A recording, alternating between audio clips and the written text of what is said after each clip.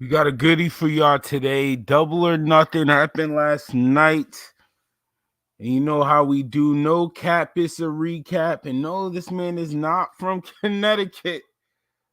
We switching it up. Trying to support all your local artists. Shout out to somebody from Johnson City, Tennessee. We got some 3 Sons. That's the number 3. SUNZ, 3 Sons. This is the Flex Part 1. Shout out to Vache. This is my groove. Don't fuck with my groove. You understand what I'm telling you? See, I've been in and out my bag with this rap shit. I'm Jan Sports Draft and bringing action to the actors. Oh We Wrasslin, episode 41. Like Spike Lee, took No straight cap. to Mars with these retrograde Nikes. Ha, I'm just fucking off. Why I'm lying to you niggas? I ain't fucking off. You know This how we shit give it up exclusive. one more I ain't fucking time myself from if I Johnson gave you City, niggas my blueprints. Tennessee. I like to keep It's it raw. 3 I want some Sons. shit that you niggas ain't never This is seen the before. Flex Part 1. Double or Nothing recap. Double or Nothing? Double or Nothing recap. Sit back. Relax. This is my groove. Don't fuck with my groove. You understand what I'm telling you? See, I've been in and out my bag with this rap shit. I'm Jan Sports Draft and bringing action to the actors. Shorty said she's gotta have it. Like I'm Spike Lee, took her straight to Mars with these retrograded Nikes. Ha, I'm just fucking off. Why I'm lying to you niggas? I ain't fucking off. This shit exclusive. I be fucking myself if I gave you niggas my blueprints. I like to keep it raw. I want some shit that you niggas ain't never seen before. But guarantee that you niggas is about to see it all. Open your eyes. I'm a chosen one to guide you through these spoken of times. Lord, please, can you show me the way? It's been 400 years and we've been lost to this day. Just throw the realers back, the black non-American slave, breaking the chains on you niggas who still stuck in your ways. I feel the strain. Hope you ready for this ride on this train. A lot to gain.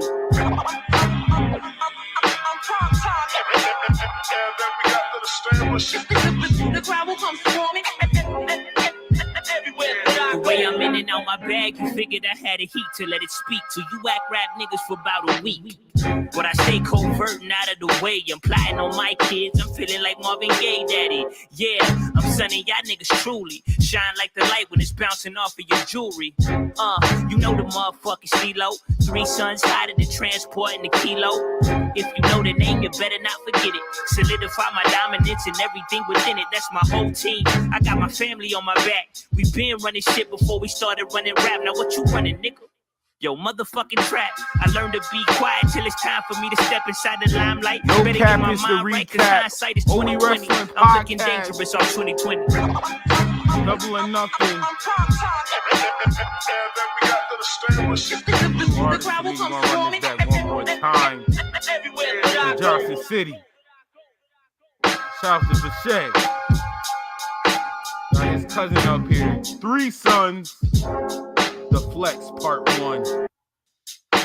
This is my groove. Don't fuck with my groove. You understand what I'm telling you? See, I've been in and out my bag with this rap shit. I'm Jan Sports Draft and bringing action to the actors. Shorty said she's gotta have it. Like I'm Spike Lee, took her straight to Mars with these retrograded Nikes. Ha, I'm just fucking off. Why I'm lying to you niggas? I ain't fucking off. This shit exclusive. I be fucking myself if I gave you niggas my blueprints. I like to keep it raw. I want some shit that you niggas ain't never seen before. But guarantee that you niggas is about to see it all. Open your eyes. I'm a chosen one to guide you through these spoken of times. Lord, please, can you show me the way? It's been 400 years and we've been lost to this day. Just throw the realers back, the black non-American slave, breaking the chains on you niggas who still stuck in your ways. I feel the strain. Hope you ready for this ride on this train. A lot to gain.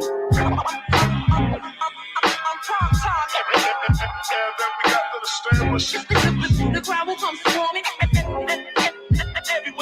The way I'm in and out my bag, you figured I had a heat to let it speak to you. Act rap niggas for about a week, but I stay covert and out of the way. I'm plotting on my kids. I'm feeling like Marvin Gaye, daddy. Yeah, I'm sunning y'all niggas truly. Shine like the light when it's bouncing off of your jewelry. You know the motherfucking CeeLo. 3 Sons hotter than transporting the kilo.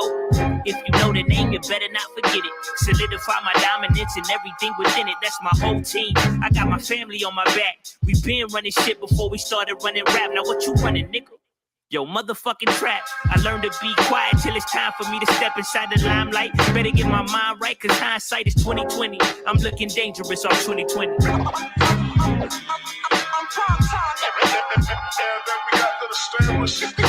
The crowd will come swarming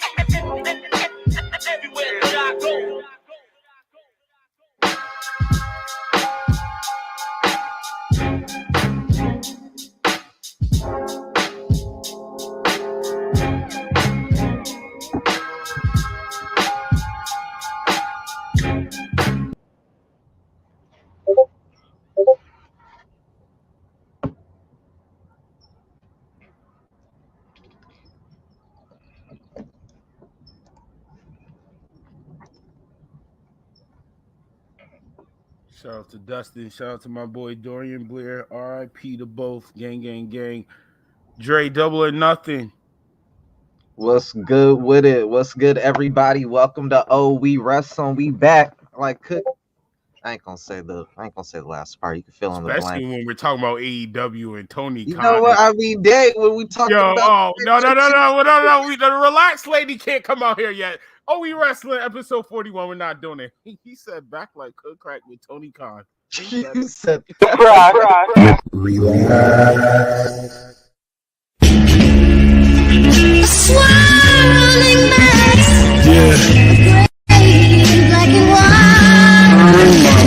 up.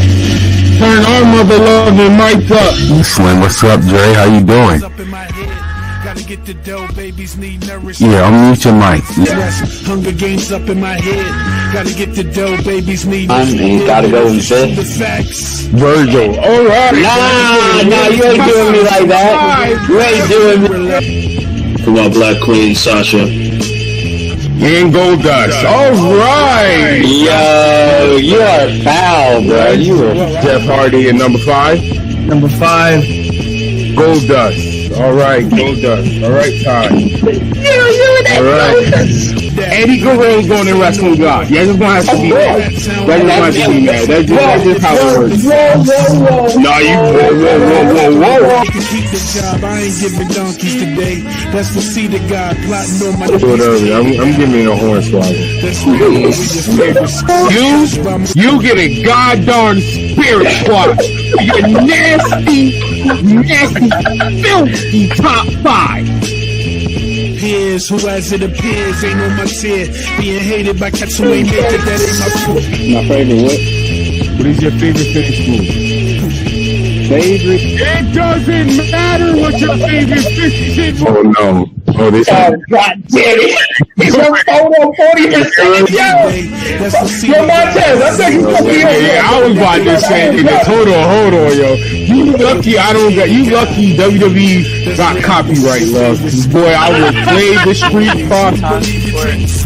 I'm excited. It should be fun. I'm gonna beat her ass. But all right, talk your talk. I'm more interested in it now than I was before. To be honest with you, I mean, I was interested in it because it's money in the bank. You know, hated by cats who ain't like it, that ain't my fear. You gotta have some good and bad in there to me. And even when it don't make sense, so that's why I feel like. I mean, because really that was their, other than like the AJs and stuff like that was really his, you know what I'm saying? That was like the most credible.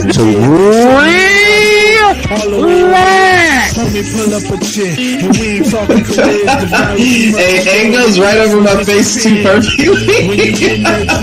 That is funny. I tried. I swear. Yo, listen. I tried. Stop. Let it happen.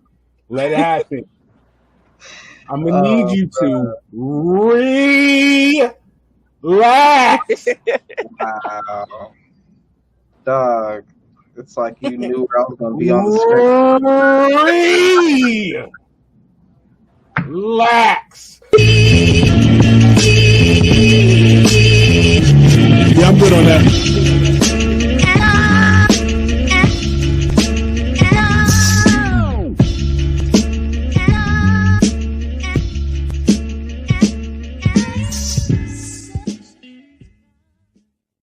It never gets old, man. That intro slaps so hard, man. I ain't gonna lie. Oh, we Wrasslin podcast episode 41. No cap. It's a recap. These usually the good ones. Double or Nothing happened last night. And part of this morning. I just want to put that out there. Y'all went. It's not on the West Coast, but on the East Coast, y'all went into another day. All right, I was tired. All right, I was tired. If y'all wondering why we didn't pod yesterday, your boy fell asleep. I was slumped.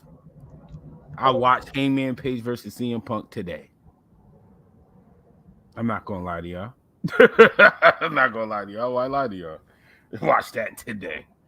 I saw the bell ring. Next thing you know, I woke up and shout out to Get Your Bars Up podcast. It's like, oh, he's alive. It's like, oh, shoot. The rare time that we get to see the pay-per-view at the same time, and then it goes and I fall asleep. Usually I'll be like watching it after y'all every time, like, dang man, I hate how I was missing. Y'all be doing the recap while I'm just starting to watch it. No, the Double or Nothing pay-per-view. We gonna talk about it. I was gonna ask early feelings, but I guess we'll run through the car. Actually, tell me about your feelings now, because feelings might change after we, go through the recap. So after watching Double or Nothing, before we discuss the recap, give both our opinions and insight, how did you feel about the overall pay-per-view?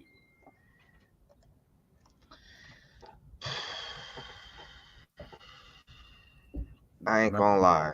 There was a huge thing that really made this a hard pay-per-view for me to get into. Ooh. Bleacher Report. You paid I heard about the service. Turn your mic up. $50. I paid $50. You know what I'm saying? So the stream never came up? There's ways around that. But I want to support you, AEW. I'm an AEW fan. I dropped the $50, man. You know? And they owe you $50. That thing did not work for the first 45 minutes. Thank God it was the pre-show. Thank God that 4 a.m. was a pre-show and it was on YouTube. Yeah. Because if it wasn't for that, bruh, I would have been so mad. Not to mention, with them, it was so unprofessional in the sense too that, like, thank God the Danhausen match came on at the very tail end of the show, of the kickoff. Yep. Because, bro, like, paying that $50, if I would have missed out, I would have asked for a refund, bro. You know what I'm saying? I mean, I should, respectfully. What made it, I've seen the experience worse was the fact that, like, how long it took. Like, as soon as it wasn't working at 5, they was asking for me to pay for it again, and I'm just like, no. So I go to their customer service at like 5:04 after like 4 minutes of trying to get a refresh. You had to go through customer service book. And the customer service people on like the little internet, like the little live chat or whatever, dude gonna tell me like, all right, I'm gonna like get you to somebody or whatever, puts you on hold for so long that it disconnects. So they never even intended to follow up. So I have to like re-follow up with them. I have to email the receipt people because the customer support was ditching me. They made it to where after not only did they keep me on hold for like 5-6 minutes and then just drop off the line, but then when I tried to go back to it, they had like things up to where it wouldn't load. Oh, error. Like, nah, you're not getting through to us, bro. Like, bet it, like take your L basically. But I went through like the email, got back in touch with them like after like dealing with it was an IT nightmare, bro, for like 40 minutes, bro. Finally get to someone, dude asked for the receipt. I backstage, I got you. Give him the receipt number, and then he says, I need a screenshot too. Like, dude, I just gave you my receipt. Like, how do you not already, like, as you have a Bleacher Report account, how does that not already, like, how do you not see that person purchased your pay-per-view, like, just off rip? You know what I'm saying? Like, you have an account on there, you have a pay-per-view on there, because they already got your pay-per-view history, all the stuff you buy, because I was watching the old pay-per-view I purchased on there. I had issues last time with it, you know what I'm saying? But it was so long, the pay-per-view so spread out, you forget about it, so it's like, that's the advantage of not doing it month to month, because I probably wouldn't have did it again if after this experience. Probably not. I ain't gonna lie to you. Like, it was because what caught me off guard, because I hate to say it, but they got apps for that. But when the show started, they said that. That's why I'm glad I could get a review from you, because they said that. It was like, oh, ladies and gentlemen, the Bleacher Report app is up. Yeah, I was like, wait, what? Oh my God. Wait. Where like, somebody all right. took out their debit card, put in the Don't pin, order all of nothing that, until after the address, pay-per-view goes name, live. You know what I'm saying? 16 Like, digits, expiration date, the refresh 3-digit code, and it refresh don't button work. does not work apparently. You do it one time and pray that you don't have to refresh. If you refresh, it's you gonna have problems. You're probably like, man, I don't even want this pay-per-view no more. Yeah, real talk. It took a lot of after that, I was like, you got to be perfect now. Because they after that bad service, I'm expecting greatness, bro. And like, speaking of greatness, let's get right into the show because we talked about how we feel on this. I really do appreciate the Bleacher Report stream service recap, definitely. And the y'all that had to deal with that, I feel bad. They got apps for that. But anyway, ladies and gentlemen, we got a show for you. We got a couple of more guests, superstars, and more here on this recap. No cap is a recap. First, we're gonna kick off this man. You know, he's definitely close friends to the pod. Shout out to Get Your Bars Off podcast. Gang. He's back. Arri Starks.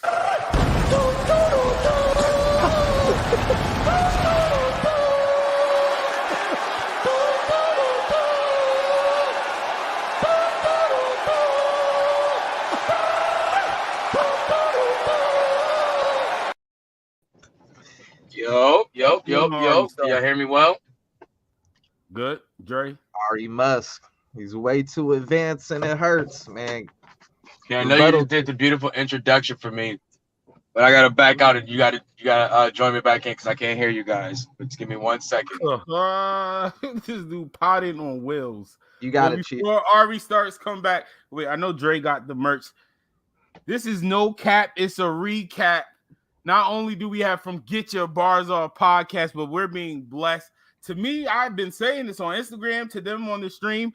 To me, I give you credit. I didn't want to meet my demise. I've said this behind your back, and now I'm going to say it to your face. To me, one of my favorite spine busters in the game. I'm dead ass serious when I say this. Is that the latest KO? Austin, you wearing? No. This is no. Oh, yeah, throwback, John. No, this ain't the KO. I want that one. But ladies and gentlemen, before you meet him, just hope as you meet him, you don't meet your demise. It's the one and only. Hold on, I gotta say it in my wrestling voice. Get your merch with Chris Demise, ladies and gentlemen. Get yours. Ladies and gentlemen, meet your demise. It is Chris Demise.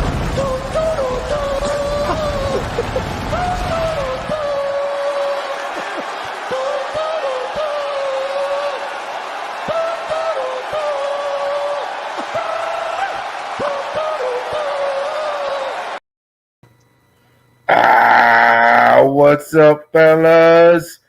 I love the intro. Meet your demise, the black one. We got blue ones too. We got everything you need. Colors. Talk about my guy, entrepreneur, superstar, man. We got real wrestlers on the pod, my G. It's lit. Yes, sir. And we got Ari back in the building. What up? Man, y'all tripping on me though, man. Y'all got on the wrong colors, fam. I'm just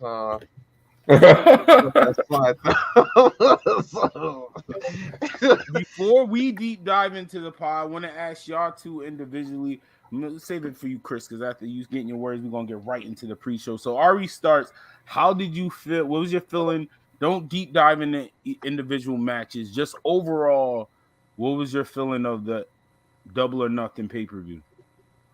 It was a good pay-per-view. I mean, what I usually go for AEW they usually deliver, and they definitely deliver on these big pay-per-views.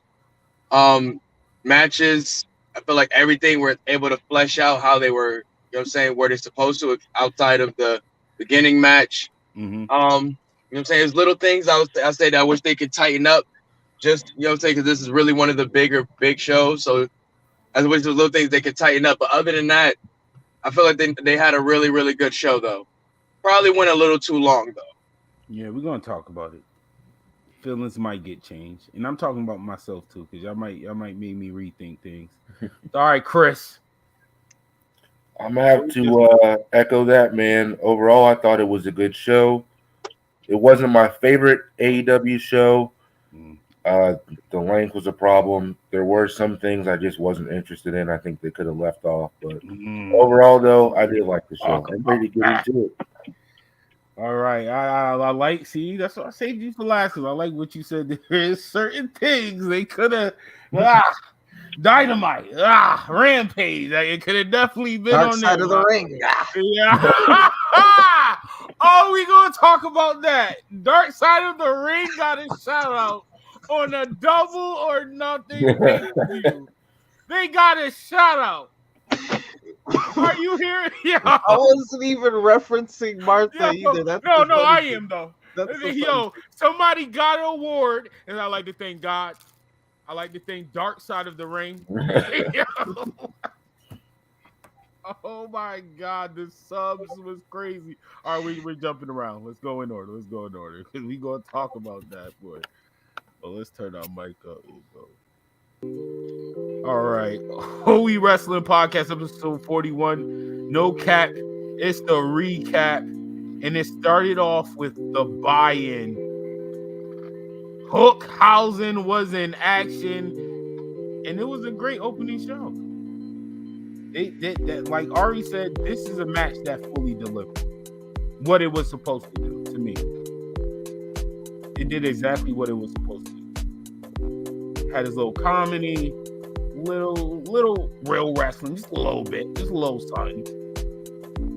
But I feel like this match was more for Hausen than Hookhausen. Agreed. I think it was more definitely towards Danhausen, like his coming out, you know. Yeah, I gotta be honest. I didn't catch as much of this as I would have liked to, but everything I saw, it seemed like it was pretty much focused on getting Hookhausen like over with the crowd, and I think they got that across. I mean, I think I got the point of the match. I didn't see all the details of it. I will say, going through these matches, this is one thing I realized, like me watching it, I felt away, but like watching some of it back, it's a different energy inside that building than how I felt. They was loving Double or Nothing. Yeah. That crowd was amped. Like that crowd, like the energy was different. Like that in the building and watch back on cam, that vibe was definitely here for Double or Nothing to me. Because on cam, oh boy. But no, this was a great opener. It did exactly what it did. Got the crowd rally up. Everybody was hyped. Hook is over. Like Hook, like they went crazy when Hook came out. Yeah, I like Hook and I like Danhausen too. I want to see more of what they do with them going forward. Yeah, I agree. Because somebody that's not a fan of Danhausen, still going back from what I see the storyline could be, I'm still all for it. Because like me and Arri have said in the past, it got that rock and sock connection type feeling. So even though I'm not a Hausen fan, I'm still for it. I'm definitely in. But what's next to Tony Nese? Nobody got nothing to say. What's next with Tony Nese? Nobody. Nothing. In my opinion, I don't see nothing really for him, bro. He doesn't really have no character, no charisma. Like, okay, I get it. You're a great wrestler. You have six pack. Like, what else? That's it, bro. Like, that's all that is to you. You got tracksuits. Witty. What else? That's it, bro. Like, it's really nothing. That was his problem in WWE. It was always somebody with more something than him. He just kind of like coasted because he was a good wrestler. Yeah. That's it. And I know that's kind of like what AEW is the home of, but you still need more than that to get up on them rankings. No, I agree. Especially for your career trajectory. And look at that roster there, bro. The roster, you got a lot to do. And that abs, like your abs and strong gimmick, I mean, so Warlow is killing that. Like his power is eliminating what your abs is. Like when I think of powerhouse, I'm not gonna think of Tony Nese. As a matter of fact, even though I call him a jobber, his name is Powerhouse Hobbs. You're eliminated. Like, and I like Powerhouse Hobbs. I like Powerhouse Hobbs too. I don't know what you. I don't know how you. I don't know what you're talking about, Dre. I don't know what's up with him. All right, he's a jobber to me. Like, I don't know what y'all want. You're bugging, bro. You're bugging, bro. That's black excellence right there, bro. You need to relax, Powerhouse, bro. In a lot, he's believable. He got a believability. He got a believability and presence to him, bro. He really do. But his thing is, it's gradually, it's getting better as he goes, though. It's getting better as he goes. But neither here, Tony Nese got a lot to work with. I mean, all jokes aside, I will say he is getting better. I'm being Tony needs to be put in like a serious feud with like somebody with some real character that can take him through some like stories and stuff that we can see character come outside of him through stories, something that he can challenge him with. You know what I'm saying? Other than just having great wrestling matches. That's cool, how are we on Hobbs though? Because that's not the next match, bro. You ain't got the lineup. No, I do got it. We're talking about Hookhausen right now. Yeah, Ring of Honor's about to be back. Talking about Hobbs, and I'm like, what? Tony Nese would fit in there. Put him there. Are you listening? Hey, my bad, bro. I was sharing the link and everything. We talking about Tony Nese weak gimmick. How basically he's just talking about abs. That's his gimmick. Because it can't be I'm the strongest one, because you're not. Clearly, by far, you're not. So his gimmick is literally his abs. Tony right now, I think the best thing for Tony to do is to continue his feud with Danhausen, because like that's a good look for him. It's a good rub. Even though it was really supposed to lead to the Hook. I thought it was supposed to lead to the Hook feud. I thought that this was just like a little burner. Yeah, I'm saying like, yeah, keep the feud going. You know, let him work with those two. Maybe get another person in there that with a personality who could be like the personality, and he just be like the in ring. But my problem is, okay, I hear y'all. Y'all finding a solution for the problem right now. How is that going? Like, I'm just being real. How is what you're saying going to help him in the long run at all? Because my thing is, I hear what y'all saying, and low-key AEW is doing it. That's why he has a manager. But even that manager with that character he has, it's not nothing. Tony needs a character, period. Yeah, it's like what is Mark? What is he really? He selling? legit to me has no. Not really selling nothing. He's abs, bro. Legit abs. He literally went from one promotion to another, doing the same thing. Count my abs. Like, bro. I think maybe he should go. I think he should do like Best of the Super Juniors or. Yeah, he might have to go on that excursion. Or something. Bro. I don't see him fitting in. Bro, that's hilarious. He did do that though. I do remember that now. WWE. AEW might have to start doing excursions for some of their wrestlers. I think that'd be good. Like send them to CMLL, send them to AAA, send them to Ring of Honor, send them to Impact. I think that would benefit a lot of people on there. Outside of Vegas. To be used for. To me, like, not saying you got the top Ring of Honor stars you're keeping, whatever. So just throw some of them people over there to learn or change or figure something out. I agree, like, because Tony Nese in AEW, bro, I don't. We're talking about long run. Like once him and Hook wrestles, right? And I'm assuming Hook gonna beat him. Once that's done, what? Like I hate saying that. I don't even want to say to him, but bro, you're on the road to being a jobber. Not even talking trash as a jobber, but like, bro, that's gonna be your positioning. Because what else? You have no type of gimmick. We're gonna be like, oh, we need this story. And bro, you're in a promotion where I hear you're a good wrestler. But legit, there is so many great wrestlers in AEW. Yeah, everybody there is a good wrestler. Crazy. That's what I'm saying. So now, I'm trying, Tony. I just don't. You're killing Tony right now. I think y'all a little overcritical on Tony. I mean, how we being older? I'm trying to figure out. Y'all are slaying him, bro. Y'all.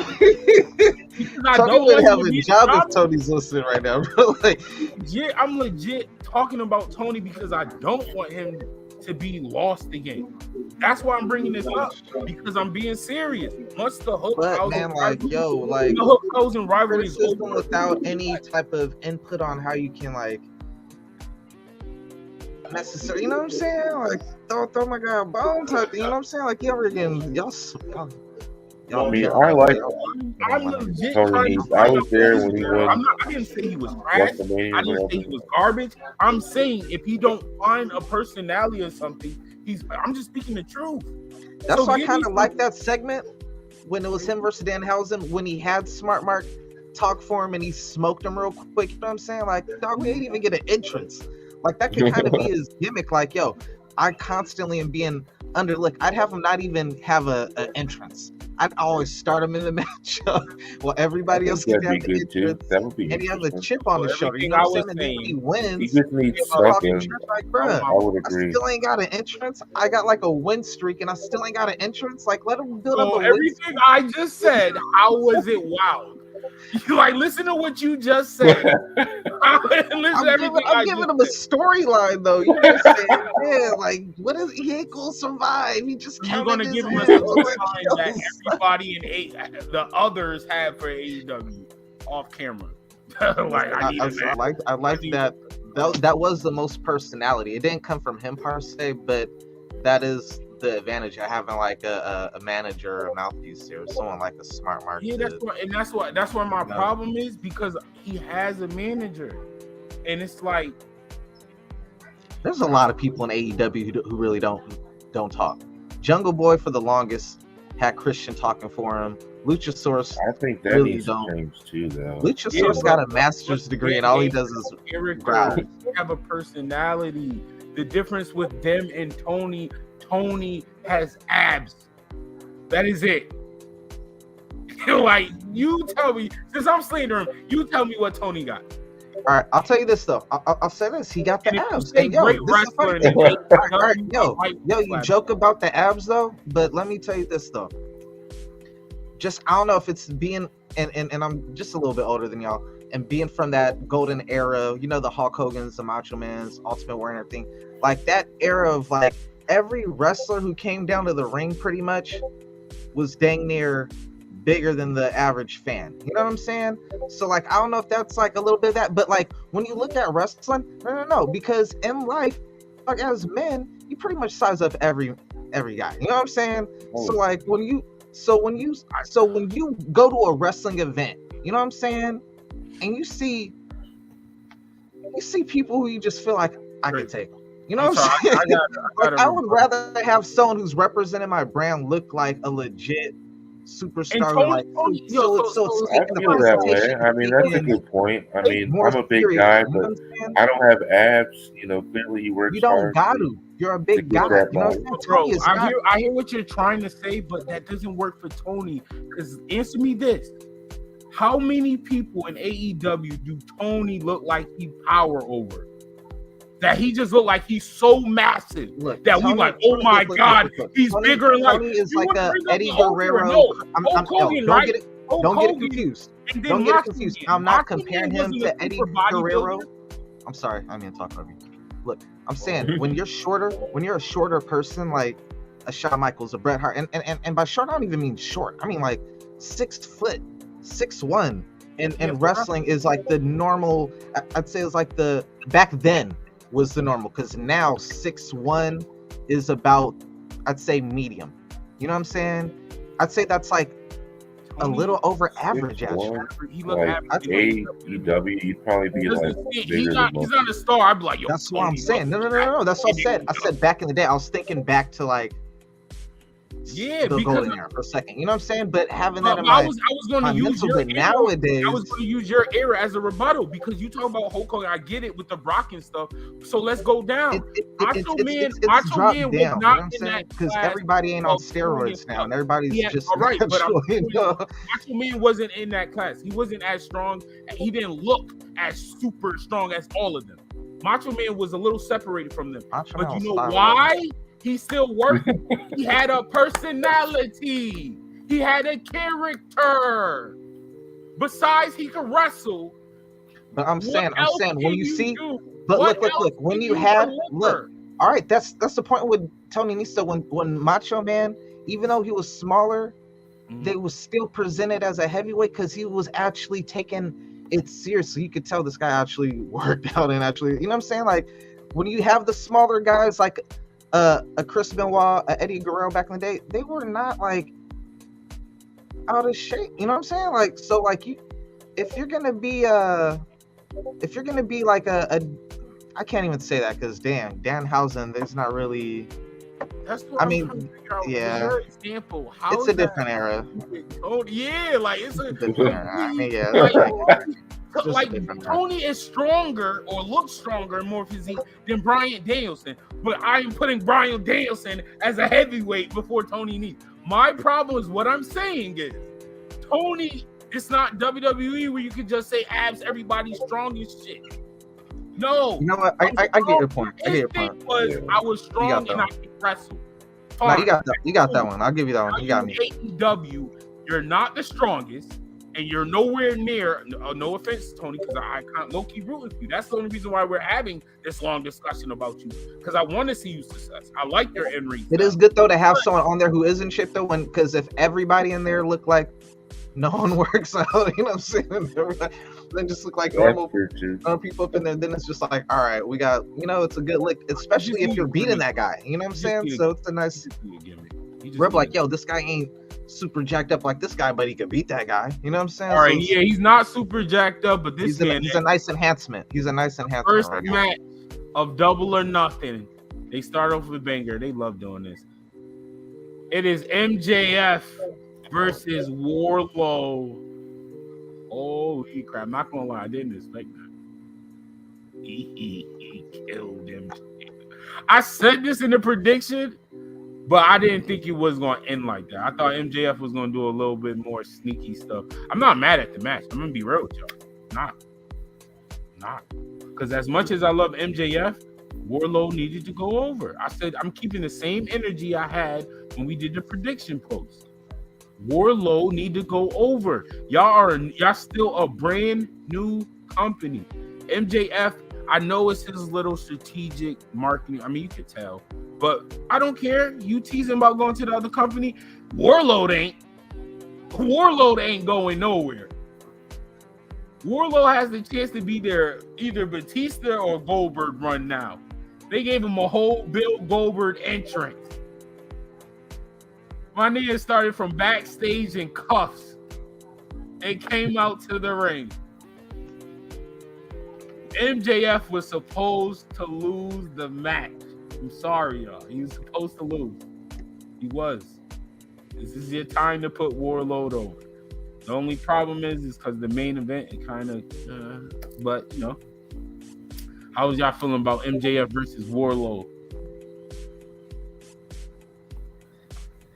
I thought this match was pretty much exactly what it needed to be. Like, it was perfect. I couldn't be mad at it. I love that they started the show out with it because, you know, you'd been hearing that MJF might have left or whatever was going on there. Yeah. But no, I thought it was perfect. I loved it. Can't wait to see what's next for both guys. Yo, Frost, I think Arri backstage. Yeah, I can see that. Dre, you opinion on this card? Man, MJF is a great storyteller, man, and not to take anything away from Wardlow, but just the whole way he worked this weekend, not showing that event, just gave him that extra heat with the crowd that just made it. You didn't even know if he was gonna be there. You know what I'm saying? And to start the show off and him to take that little bit of extra time to really make the fans wonder, all right, is he gonna no-show again? And then they're gonna come out and tell us it's canceled, and then, you know, like call an audible type thing. You really didn't know what was gonna happen. Then he finally shows up. The crowd was super into it. MJF gave you that absolute. He gave you the most with for the he did the littlest, but gave you the most with the little. You know what I'm saying? Yeah, he did exactly what he's supposed to do, bro. And I felt like he was just like, you know what? I'm not getting paid enough. Like, he just felt like the disgruntledness, like to a certain extent, like, all right, I'm about to hurry up, do this. I'm out of here.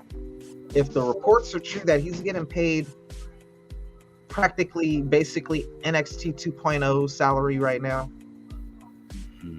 and all these WWE people who came in, and he's been there from day one, you know what I'm saying, have all pretty much came in there and make more money than him. I don't care how much where your position on the card, if at the bottom line this dude's paycheck is smaller, you know, like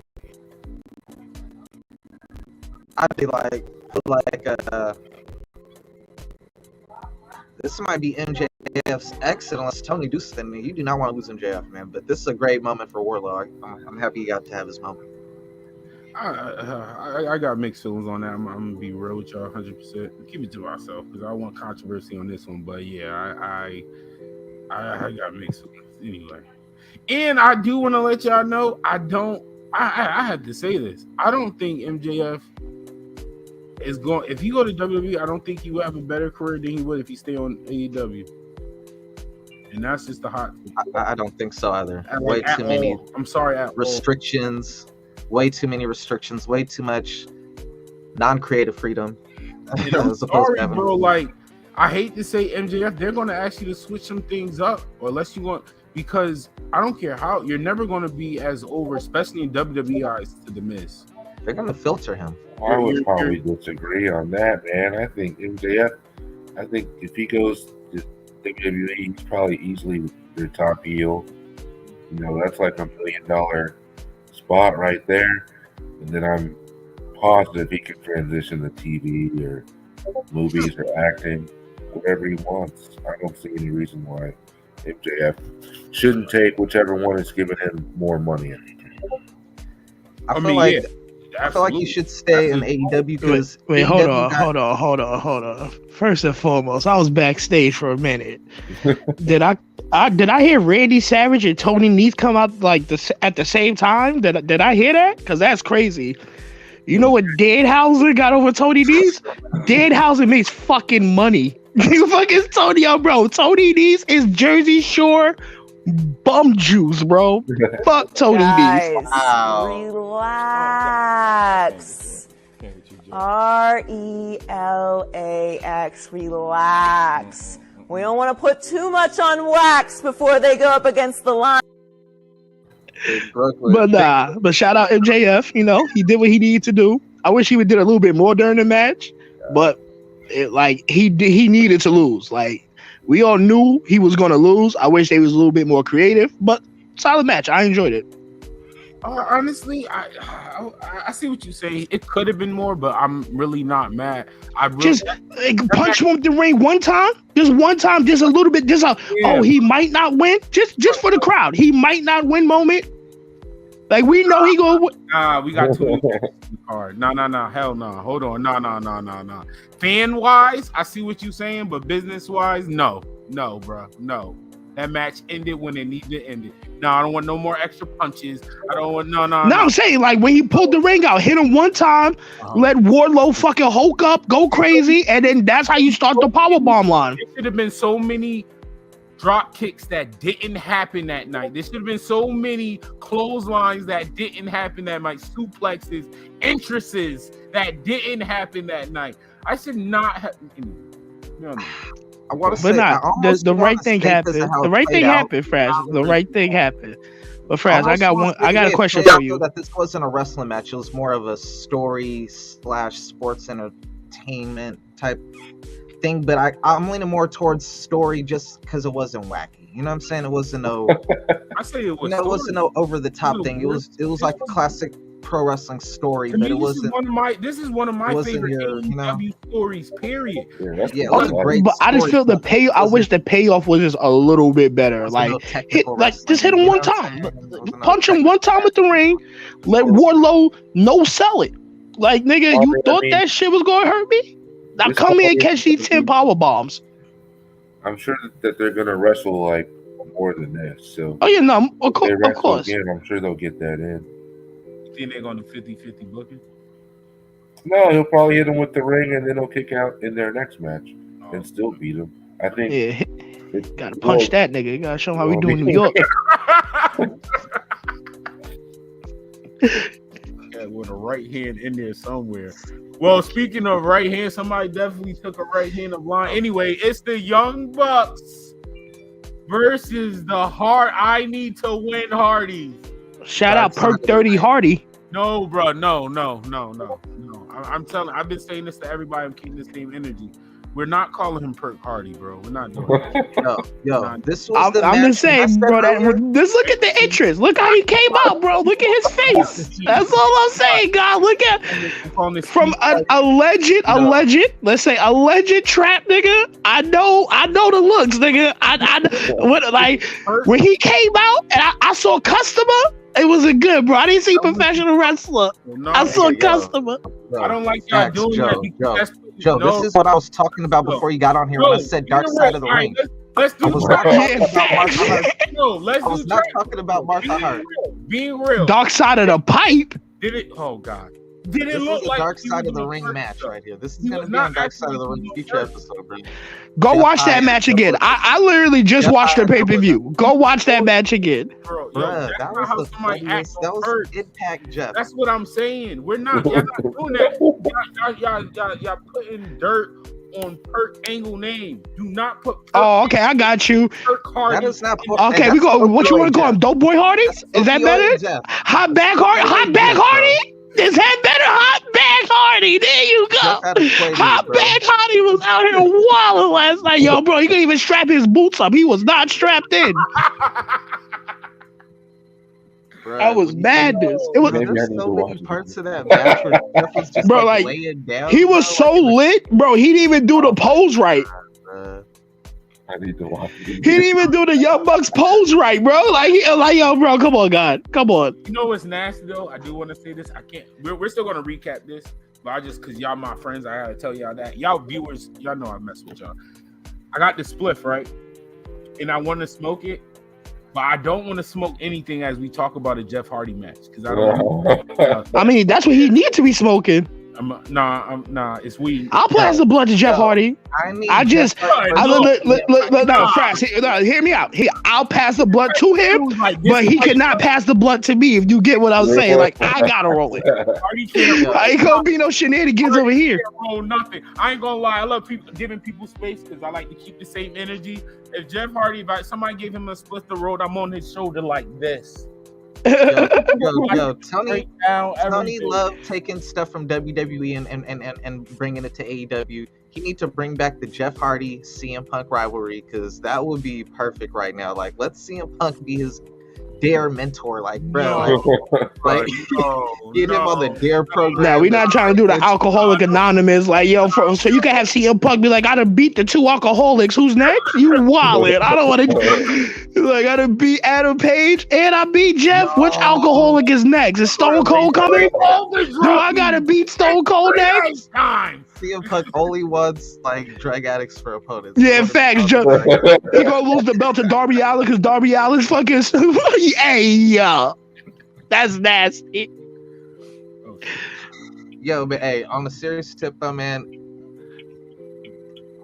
real friends don't let friends like go out there like that, bro. Like whoever earn your mic. Y'all saw Jeff like that in that state and should have switched the matches around, bro. You should have gave him some time to come. I mean, he finished the match, Dre. We can't do that. He's a great down. They could have did. He didn't even stand in his corner for the tag. He laid in that turnbuckle for like 4 to 5 minutes, bro. Hey, Dre, he was selling, bro. Yo, Chris, let him know, son. Let him know he was selling, bro. It wasn't one time. It wasn't one time in the match that happened. He was selling. He was selling, bro. He made you believe. That's the point. That's what he wanted you to do. He made you believe he was drunk. Where RB at? Yo, he laid down 2 times in the ring, 1 time outside for the longest, bro. He was out of the match half the match, bro. But did you see that swan? Hey, Dre, it's not like Vince says. It's not how the match start. It's how it's end. Did you see that Swanton bomb, nigga? That shit was picture perfect. That's all they care about. That Swanton bomb was perfect. That's why I said, he is a stuntman, not a wrestler, bro. Like this dude, like he was on that old school speed. I'm glad people are starting to finally realize what I've been saying. Oh, here we go. Oh yeah, Mr. Jeff Hardy hater. What? Oh, here we go. Yo, Dre. Go ahead. Go ahead, It's guys. not even Jeff Hardy hate, bro. It's Jeff Hardy. It's Jeff Hardy fatigue. That's what it is. It's not even Jeff Hardy hate. It's Jeff Hardy fatigue. Fatigue. I like Jeff Hardy. I need to watch it again because I thought he was fine. He hit everything fine. It looked like to me. It only took him forever to get up on the top rope. Nah, yo, Chris, watch how he comes out the tunnel. Look at his face, God. When he come out the tunnel, just watch his body language and tell me you don't see Fiend. Like, this nigga gonna walk up on me and ask me if I want $1. Like, yo, you got $1 for me, son? You got $1? Spaced out, bro. He was not there, bro. Then he ran. Yeah, I know where he was. He was on Pluto. He was on Mars, nigga. The crowd and ran all around the crowd and everything. And the funny part was when he got back in the ring, they were both on the turnbuckles, like doing their little poses. When it cut to Jeff, he couldn't even do his like normal pose. He was just like. he had to slow down. Don't leave, bro. Hop back, Hardy. Not Halcyon. It was so bad, bro. I was like, dang, this is crazy, bro. But imagine all the people like, I looked up to you, Jeff. You know what? You out here doped up doing moves. When you get $1 billion coke. You know who really feel funny about this whole situation? My nigga Sting. My nigga Sting somewhere backstage. Like, I told you. I told you, niggas. What he gonna do? Don't put me in no matches with this nigga. We ain't having Victory Road 2022. Don't put me in no matches with this nigga. Jeff Hardy smoking Tony's. Jeff Hardy got the same connect up. Oh yeah, fact. Oh wait, matter of fact, because Tony Khan was on some shit too. I know a drug addict when I see one.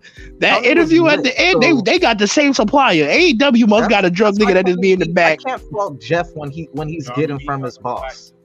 When the boss is the one who's getting you high, bro. Yo, bro, I'm dead. Placidyl, no, the Placidyls I think were in the early 90s. This nigga Jeff Hardy was popping lewds last night.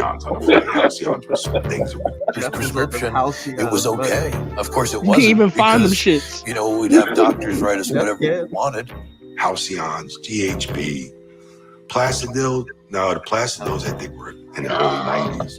My dude got timelines for his drug usage, bruh. My dude got timelines. And like, bro, the way he was acting, he just had to do that shit. Like, it just had to, like, it just hit him. Like, he hit that shit, started feeling it. The music hit, and the drugs hit at the same time. Guy, he was like, yeah. Drug usage. That nigga was like, yo, it's 98, Matt. It's 98. Matt looking at this nigga like, no, it's 2022, nigga. What are you talking about? You went 1, 2, 3. Hardy ran. It was right. That's speed, bro. That is speed. Speed Hardy. That's his name. Speed Hardy. Nah, hot back Hardy, bro. Because of that. I've been watching that Johnny Depp trial. He's been taking opioids to go to sleep, and that's what Jeff looked like. He looked like he was about to doze off, bro. Like, bro, I'll tell you, either he's the best. Yo, no, Fraz, I'm gonna keep it all the way G with you. Either he's the best seller of all time, or this nigga's really on some shit. Like, bro, like to sell a drug fiend a whole match and then go full run speed into the crowd that's madness, bro. So did nobody notice that he literally did what he quote unquote did before he left WWE in that live event? As soon as the match is over, he instantly leaves out to the crowd outside of the match. That's apparently what reportedly happened when he left the night before he left WWE. Before he went on that drug, before they fired him. For me, for noticing, like me, Joe said, you can see his actions where he was at. So knowing it and like debate myself, maybe he's not there, maybe I'm wilding. But as soon for me personally, when they switched to Matt Hardy, and I saw Matt Hardy face when he's looking at Jeff in the crowd, I'm not gonna lie, I was like, yeah, he's there. His brother, no. You on that shit? You on that shit, Tony? There was a part where they did the little poetry in motion, and when he hit it, like they all like you could hear like everybody like, yo, good job, Jeff. Because like he was so out of it, they were just surprised he got it. Nah, bro. The shit was like the spot where he was climbing the ropes, bro. Right, and he's watching Nick run to the other side. Right, he's literally watching this nigga. Right, so then he climbs the rope very erratically. It don't even look like it. Like, bro, it don't even look good. And he takes the super kick. Right, I'm saying it like, yo, bro, this shit was hella sloppy, bro. Like that spot, and then the Whisper in the Wind, bro, like the way he was trying to like set himself, he just looked wild crazy. I'm like, bro, you making it look bad. Like these niggas got this match high pace as fuck, and you like take it like you like old Luchasaurus. Like you and Luchasaurus was around during the same time the way you was acting, nigga. Because it was like, come on, like.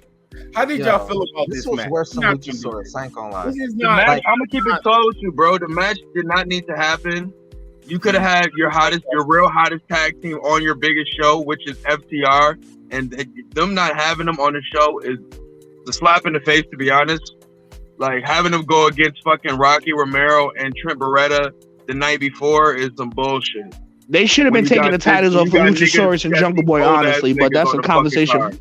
Oh yeah, that's a different conversation. Yeah, we're gonna get there. You got these. You know what I'm saying? This shit is just tiring, bro. Like, I got a dream match, but y'all already had it. All right, Frash. This how I'm gonna do it. This how I'm gonna say it, Frash. This how I'm gonna say it. The match altogether, it was a cool match. You know, like being, watching the Hardys and watching the Bucks, watching their careers grow. It was good to see. First match of AW, cool. Jeff Hardy gets 5 Matt car parts though. Cool match. Jeff Hardy 5 Matt car parts. Like, I'm cool. I'll say this though. Everybody else, with the exception of Jeff, did the absolute best. That's what I'm saying, bro. Like, it was Jeff. You know what I'm saying? They somewhat salvaged it, but Jeff was just clearly like noticeable. Like, dang, you're just noticeably bad. Everybody else is doing good, but you're just doing he hit the pipe and started feeling it, Dre. It's like you trying to sabotage the. See, I don't like that y'all giving the excuse to drugs. Maybe he really is just trash. Yeah, that's another thing. You're right. You're right. It could be that. Or he could be trash and on drugs, so it could be a double trifecta. All right. That's why I try to go away from the drugs. Let's talk about the match. All right. Yo, AEW. But the drugs is part of the match. Like, we all see this thing. Like, we can't sidestep the elephant in the room, Franz, because that's great. Like, bro, Franz, just watch the intro. Watch when he's dapping the fans up. Like, this nigga's looking like he can't even keep his balance, bro.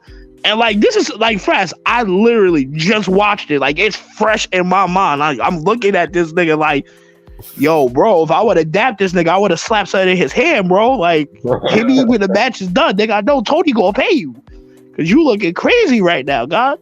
Like, bro, just look like Fraz. I'm telling you, when the cast is done, just go watch the intro. Just watch his intro. That's all you got. Just watch the intro, bro.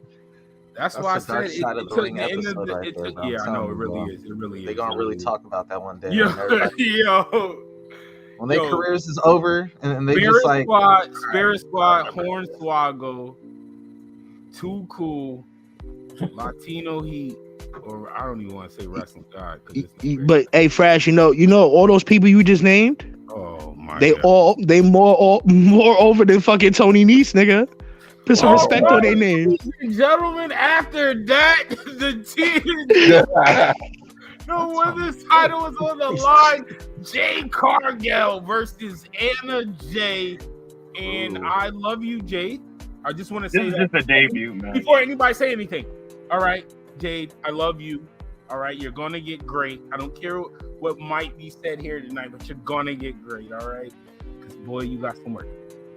You know I defend you, Jay. Can I start? This match was trash. It was cool. It had its moments. It was cool. It was super confusing with the manager shit, bro. Like, it didn't make sense where the first manager came out with the crush shit, then Belvins came out. Like, nigga, if you're gonna do the manager shit, you should have had Belvins come and punch this nigga in his face. Like, so it makes sense, bro. It didn't make sense. He's gonna fire him. No, I get that, bro, but for the match itself, bro, it didn't make, like, nigga, imagine the manager comes out, almost costs you the match, and then a whole new manager comes out 2 seconds later with no content. I agree that they literally did that backwards because I can see That her was your problem with the firing match? him. I can see him firing him on Diamond and Rip. Yeah, that's what I'm saying. He could still get fired. All Belvis had to do was put hands on him one time, so the correlation be like, oh, okay, he's with her. I get it. I would have if Bibbins. Nah, that's not what I'm saying. That's not what I'm saying. More so is like the action of him Sterling always costing her the match, and Bibbins being the one to kind of save it. You know what I'm saying for her? It's gonna be like, okay, nah, I don't need you. I'm gonna hire this guy type shit. Yeah, no, but that's what we all saying the same thing though, because I feel like all he had to do was do something to the other manager, like the John Silver shit. Like instead of John Silver attacking him, it should have been. I agree, 100%, Joe. Bivens should have at least knocked him out or something. Just something, so and it took the crutch out the ring, and then it's a better storyline. Be like, okay, he solidified. We know this nigga's gonna get fired on Wednesday, so now we got a segment for Wednesday. Like we still got the segment, but it would have gave more energy to the segment on Wednesday. Yo, hold up. I didn't even focus. That wasn't what I had a problem with, but looking at what you just pointed out to me, it don't make no sense for her to switch managers when the manager she's had has not failed her yet. She's still undefeated. She's been undefeated all up until now. So for her to switch managers, that's random.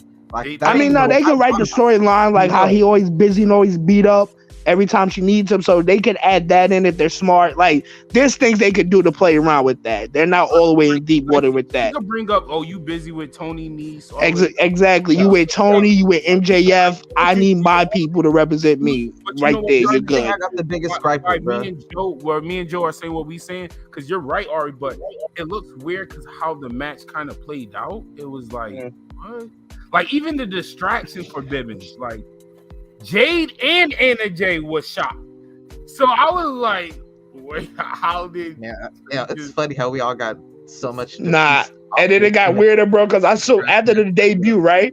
I knew I was gonna talk to France because I knew France was gonna be like, "Oh, look what she teamed up with, Joe. Look what she teamed up with." Good thing she changed her name, France. You can't call her nickname no more. You gotta find something new for Athena, nigga. Athena cool? Athena not. No. Hear me out. Athena cool? There's a few things in this match that's wild. So for one, I noticed I'm gonna get my main thing that just made no sense.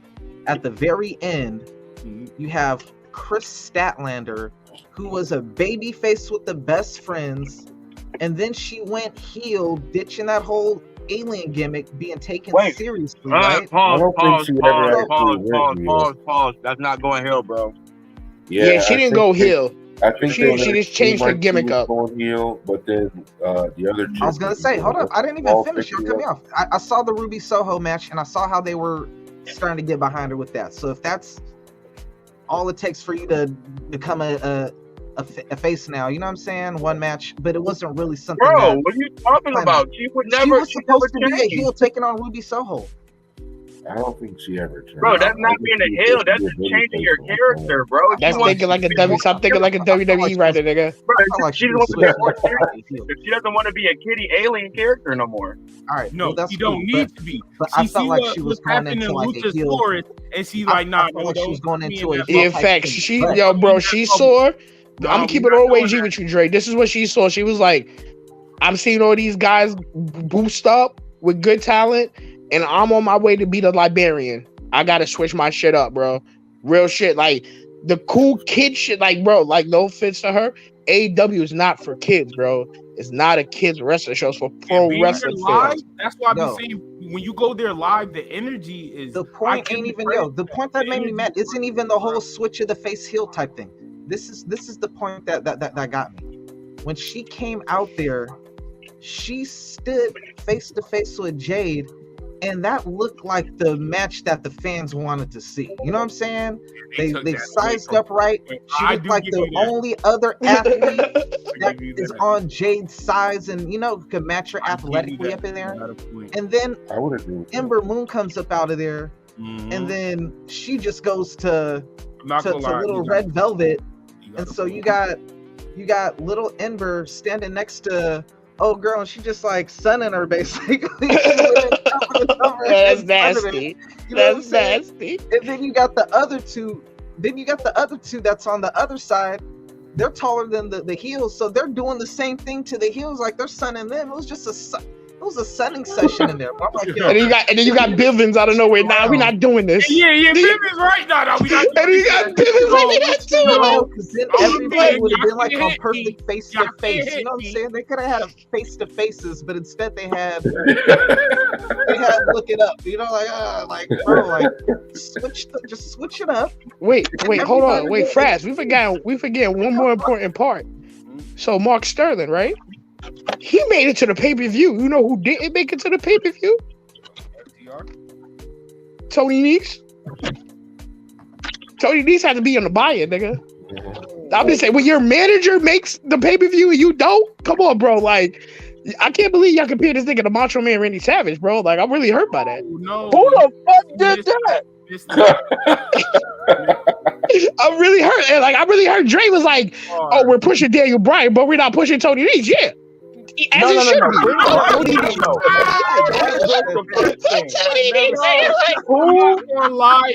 No.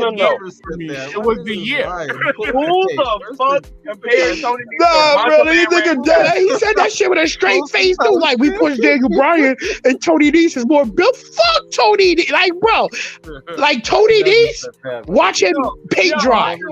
Paint dry 3-0, nigga. What the fuck? What is Jay versus Anna? Yo, that was nigga, I'd rather watch Danhausen versus Orange Cassidy in a no wrestling match versus Anna Jay. All right. And Anna Jay's entrance, when she came out, she gave one high five to one fan, and that was it. That high five was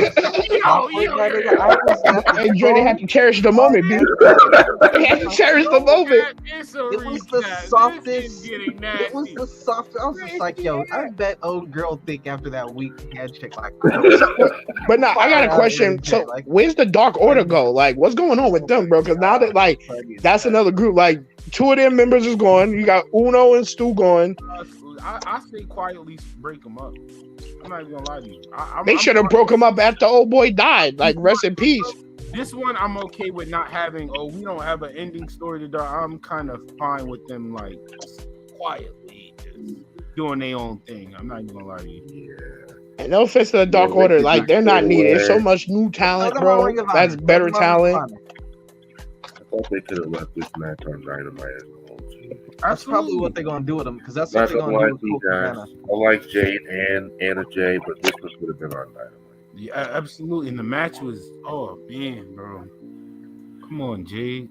Everybody. I mean, John Silver. I'm not gonna lie. John Silver would, as a mascot type character for the Blackpool Combat Club, make him more serious. I feel like that could help him out in the long run. Like, stop playing around and elbow the shit out this nigga. I need Jay Lethal to drop a hit him up style CM Punk this. You know what I'm saying? That's what Jay Lethal needs to do. I mean, because there was a period of time when John Silver was more over than Willa Yuta. Let's keep it all the way G. Your mic up. Turn your mic so, up. Like, if you turn him like Willa Yuta, he was with the Orange Cassidy. They was joking around. When you get around the right people and they build your character right, I feel like John Silver was one of those people. Like, if he gets the right people and they're like no funny shit, like just beat the shit out this nigga for a couple weeks, be like, all right, kid, you earned our respect. Because it's not like he can't go in the ring. Like, he's very impressive in the ring. He has a very nice moveset. He gets over with the crowd. So imagine the backing now. He got over with the crowd by himself. I guess it was when old boy hitting him with the papers and shit. But for the most part, like, he got over. Everybody in the Dark Order don't get popped like how he get popped, bro. Nah, for real. Nah, at all. None of them. John Silver, like he has that chance to do a little single run. But he still didn't make sense coming out. Like, I get it, the whole Anna joke shit. But like, people wouldn't get that unless they watch BTE. And it goes back to, I forgot who said it before. Yeah, everybody don't watch BTE. Like, I haven't watched BTE in like 8 months, bro. I'm back to regular life and shit. So it's like, Exactly. I'm not watching BTE every Monday. Like I got enough shit to deal with. So I've been saying that to you since they started. Like that, and that's what I'm saying. Like that's what I'm giving because I remember we was having over conversation. I'm like, yo, bro, you gotta watch BTE. It makes sense. No, Joe. I'll tell you where it started when we had this we first talked about this with Brody Lee. Because remember at first I was like, whoa, like, I didn't know Brody Lee had this type of character. You was the one that showed me that because I used to watch BT, but when All Elite stopped, I will say the way.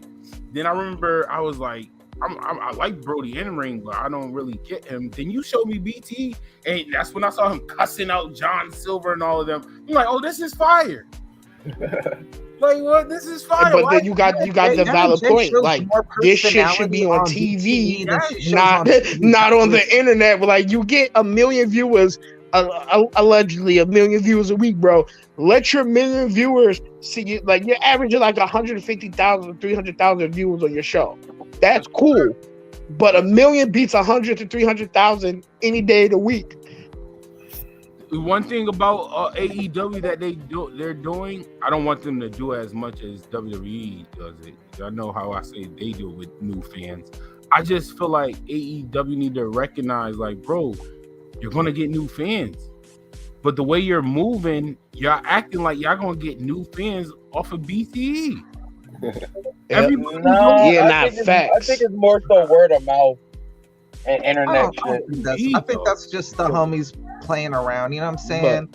Just helping out the Bucks, how the Bucks helped out everybody else. You know what I'm saying? Good. Them playing around are good backstage segment, or not backstage, but little segment clips. Yeah, bro. It's a lot. Like the whole Hangman drunk segments, bro. With him just drunk backstage, doing drunk, like just being wild belligerent. Like, yo, bro, that's what got Adam Page over. Like, no, like his little BTE skits where he's just backstage drunk talking shit. Like, yeah.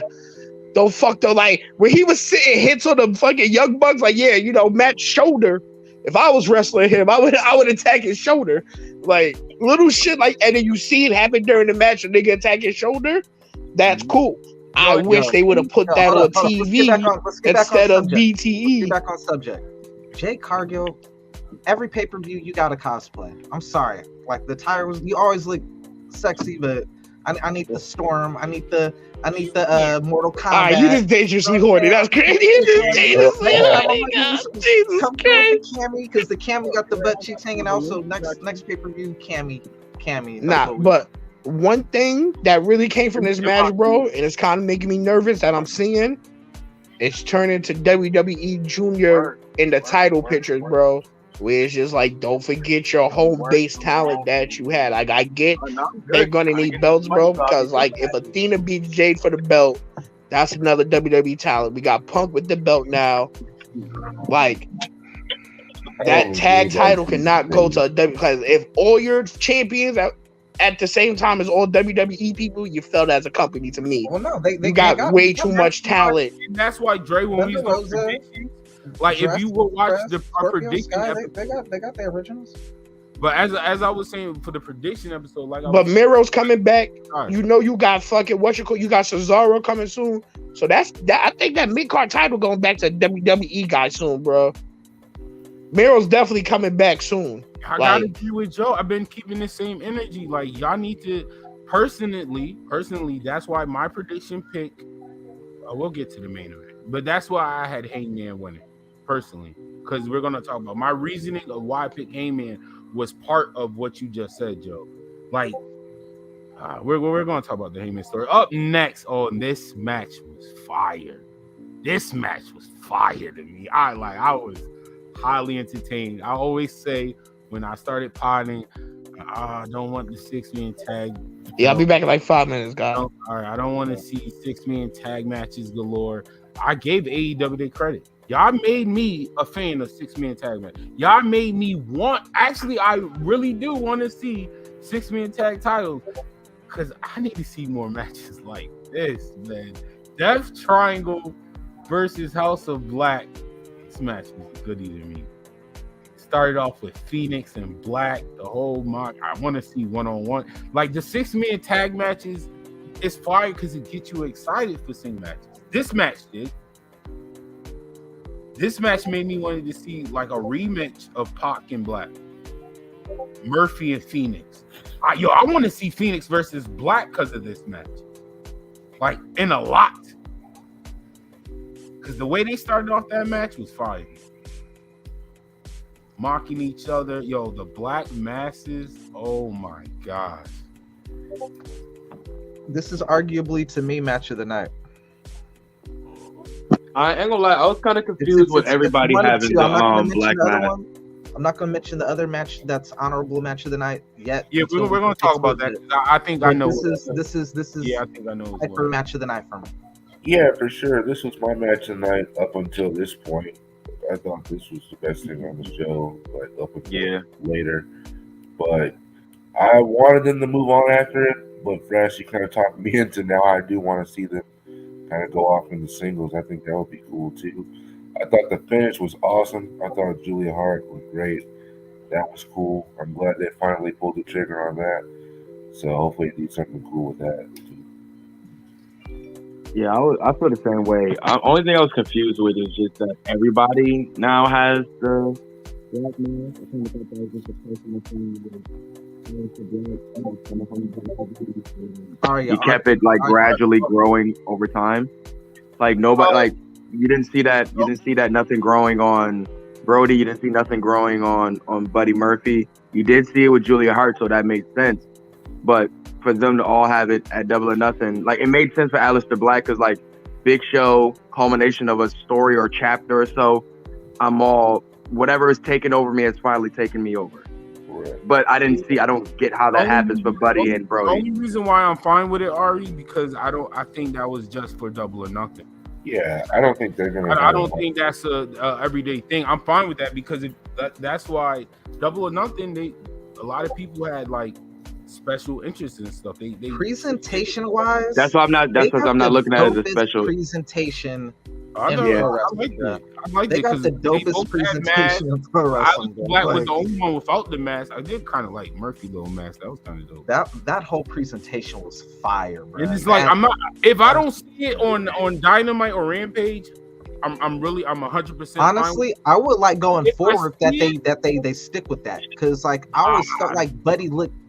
I always felt like he just stood out because like at least the other two they all tatted up from head to shoulder. So even though he got the little thing and he don't, and Julia got it, you know what I'm saying? Like everybody else looked like they fit in, and then it just looked like you got a purebred athlete on your team. You know what I'm saying? Yeah. But when he came down there with the mask and everything, I'm like, now he looks like I was fine blends in more. You know what I'm saying? They have the mask and Black don't. I'm fine with that.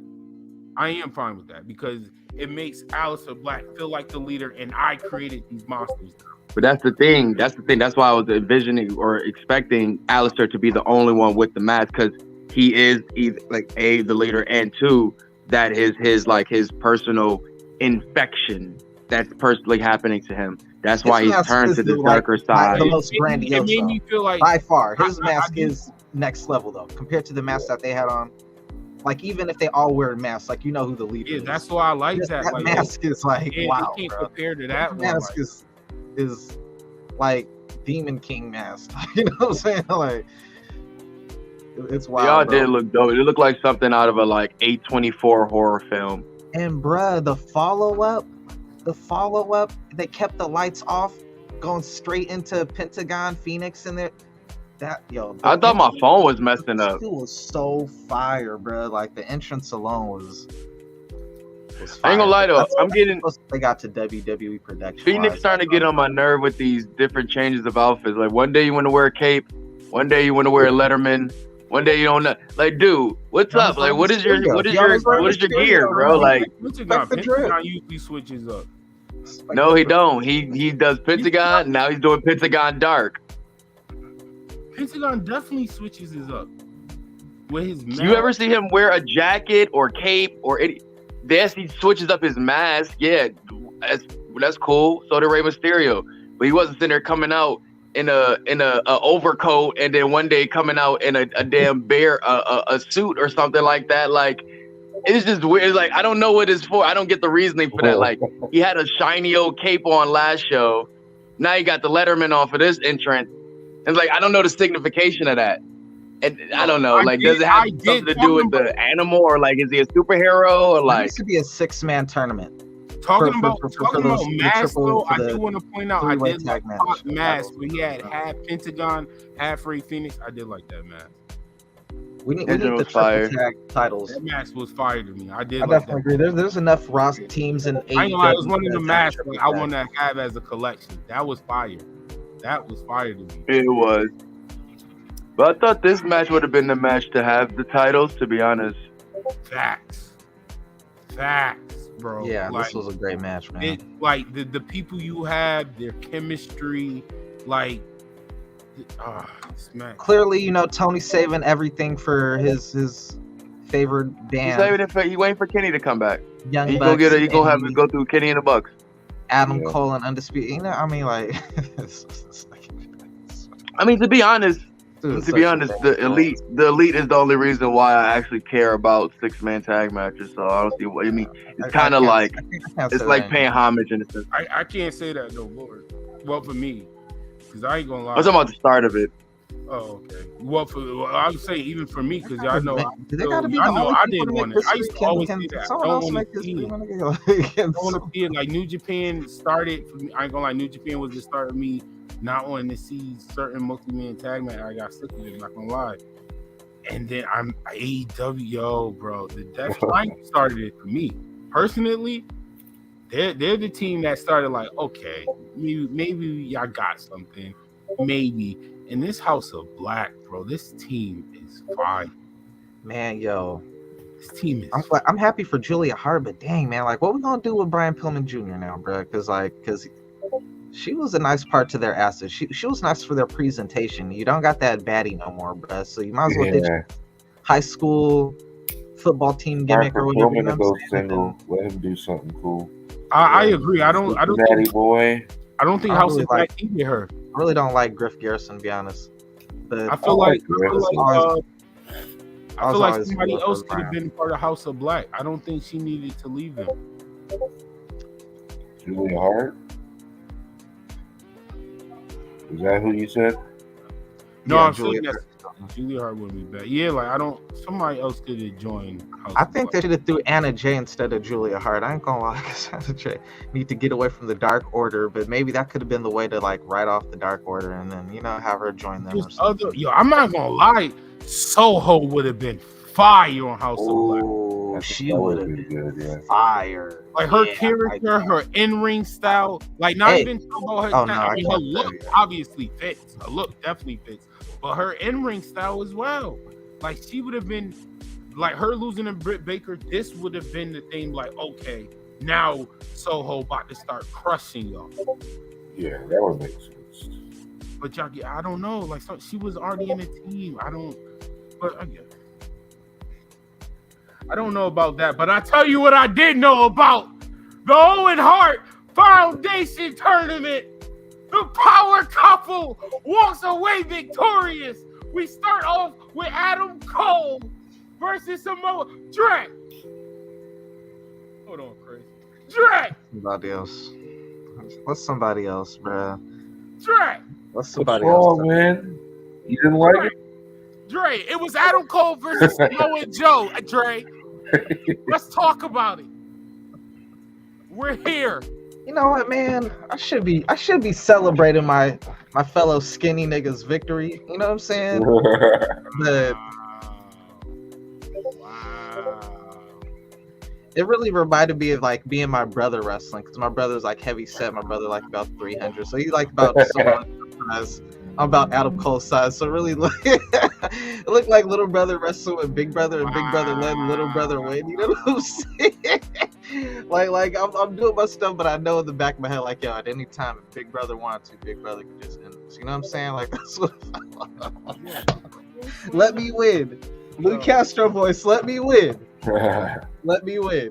Like, now I knew out the gate. We predicted. We saw this coming a mile away. We know Tony Khan is a huge Adam Cole and Britt Baker fan. They be with them all the time outside of AEW at NBA events and stuff like that. You know what I'm saying? So I already knew he was gonna. He be presented in the square middle in the he was presented better on the Double or Nothing poster than Hangman Adam Page, and Hangman's the world champion. So like, bro, I already knew what time it was, but I especially knew what time it was as soon as he came out in Heart Foundation colors and Samoa Joe came out in green and black. And I guess green and black was the theme for the losers because they both came out in green and black, and they both came out in Heart Foundation colors. So it was just like it was just nasty. Adam Cole, man, get off the. Yo, you gotta like discipline Adam. I'm in the same thing. Ain't gonna COVID lie. was nasty. I COVID ain't gonna lie, I hurt, think it was hurt a lot of too us. predictable doing both Britt and Adam Cole. It was just like, okay, I guess. It's hopefully, and the thing is, for them to not even like, they didn't do nothing heelish or nothing They beat during him the speech. Like, clean. I thought They beat him I thought, I'm not clean. talking, Get some help. that's Get not what some I'm help talking from about. Fresh. Fraz.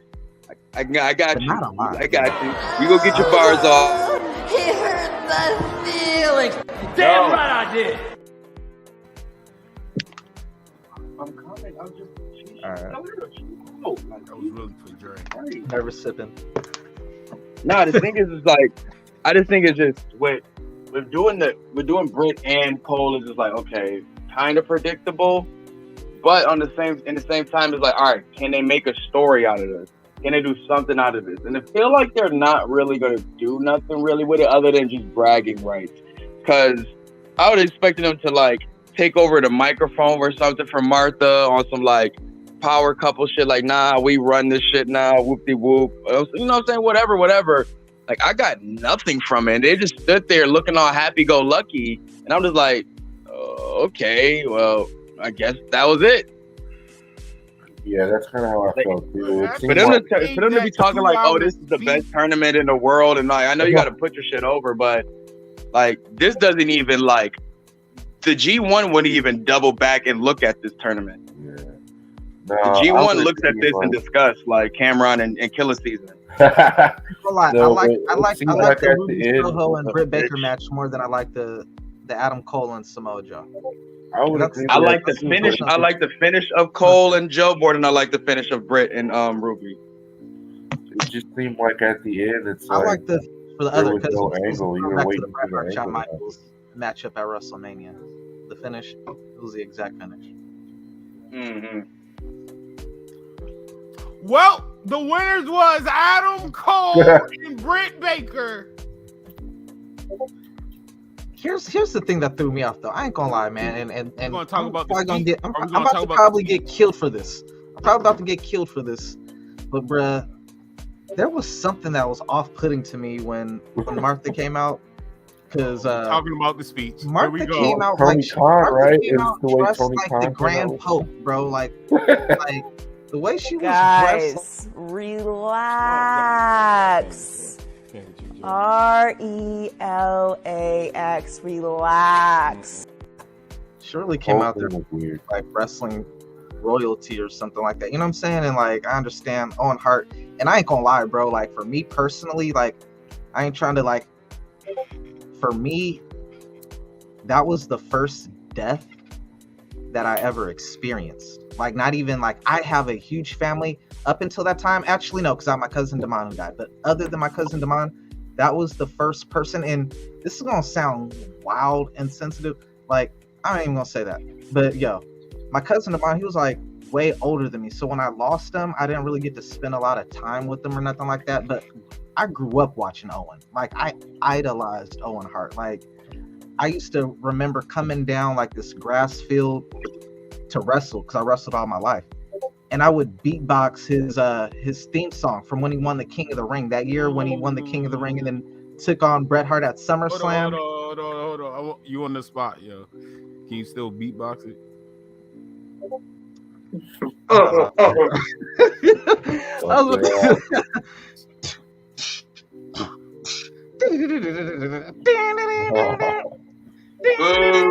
I would literally. You don't get to go home happy.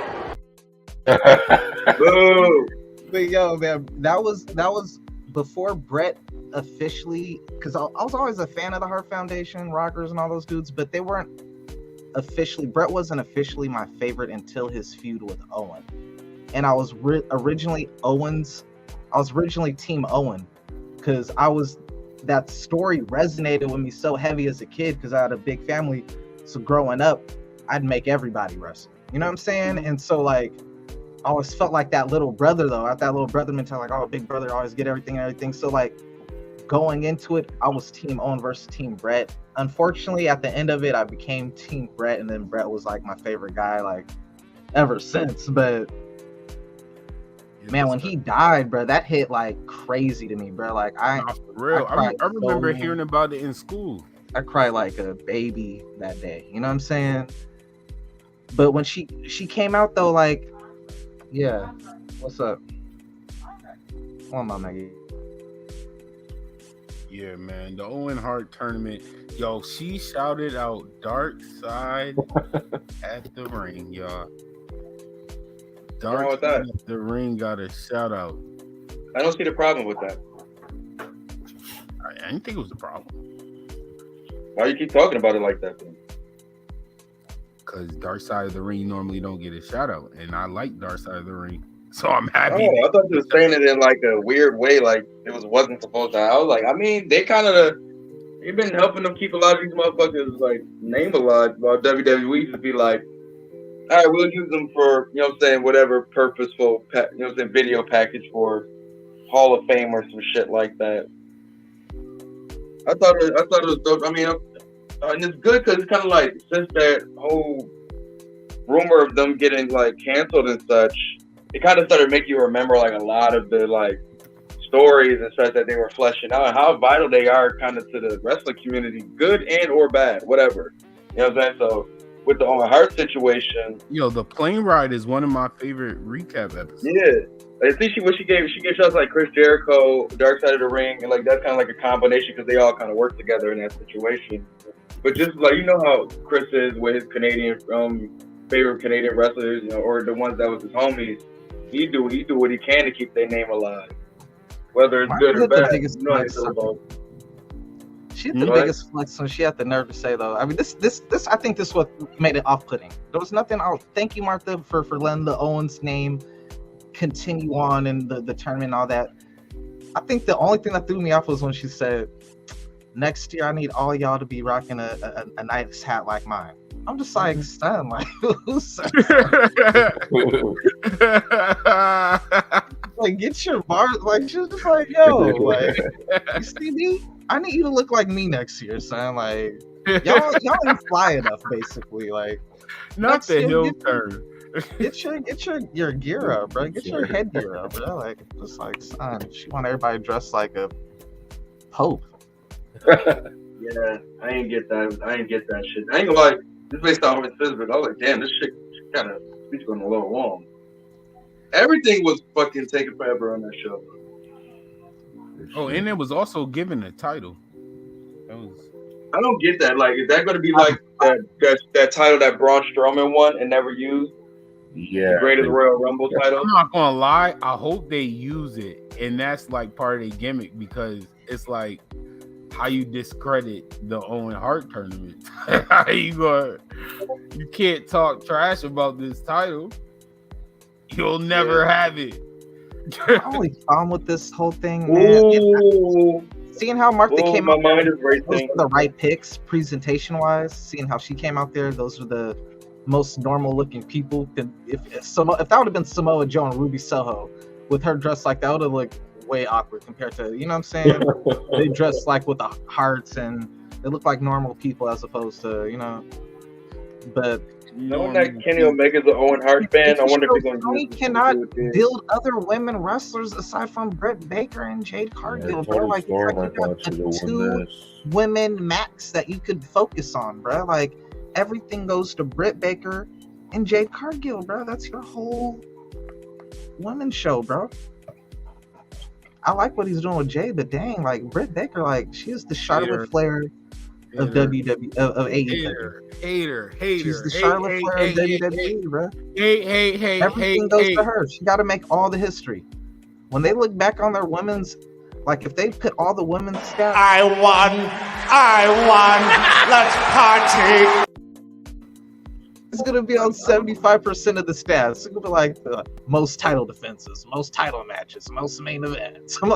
She's gonna have every record for women because he gives her everything, bro. Like, dang, let's okay. Just like the hate that Britt Baker and Adam Cole is getting. I hated this match. I hated this match before it started, and I ain't gonna lie, I hated this match when it was happening. I forgot about this shit again. Yo, I'm gonna do the same thing for this review that I did for this match. I'm gonna go take a quick little 5-minute smoke break, and hopefully by the time I come back, y'all are done with this match.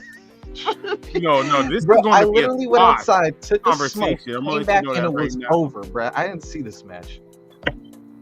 This match, I mean, they're good in-ring wrestlers, but yo, man, just like a good story can amplify a wrestling match, a bad story sometimes could hurt a wrestling match. I'm sorry. It was good in-ring. I'm not gonna trash on them, but watching it, the story was still in my head. Like, bro, who's the baby face? Like, I think that pretty much like says it all. I thought they hit everything clean. All the spots were super cool. Well, like I couldn't get into it because it's literally, bro. That's what it was, and I agree. That's why I said I'm not going to trash. I'm not going to act like in-ring wise they was bad, but just like a good, like just how we talk about sometimes stories help matches. Like Stone Cold and The Rock wasn't super wrestlers like some people think, but the story made it fire. It made the match that much better. This story killed the in-ring. Like you're not invested in it at all. Yeah, they could have left this one off the show, I thought. Sadly. This one could have been on I said that, bro. Like low key, I hate to say it. The only reason why I don't belong on Dark is because the TNT title is involved. Other than that, this story could have been on Dark. Yeah. Like it needs to stop. And what's the ending? But I like they switched up. Dante says something later on in the show. Yeah, so hopefully this was the end of this, and maybe everybody's going their separate ways. Please. Even Frankie Kazarian, please, bro, leave. Leave. Do not chill with them. Do not be Mr. Third Wheel. Don't be Sammy's security guard. Don't do that, Frankie. I'd rather see Frankie do anything else, but be in this story. Yeah, Frankie, like low-key AEW, I hate to say it, man, it can give you that feeling like, bro, do you need Danielson? I don't think that's it. Maybe he needs to do what Tony Nese needs to do, go be like Ring of Honor or Best of Super Junior. Yeah, like for real, go back home, bro. Yeah, go back to Impact. Maybe that would be cool. Do something there.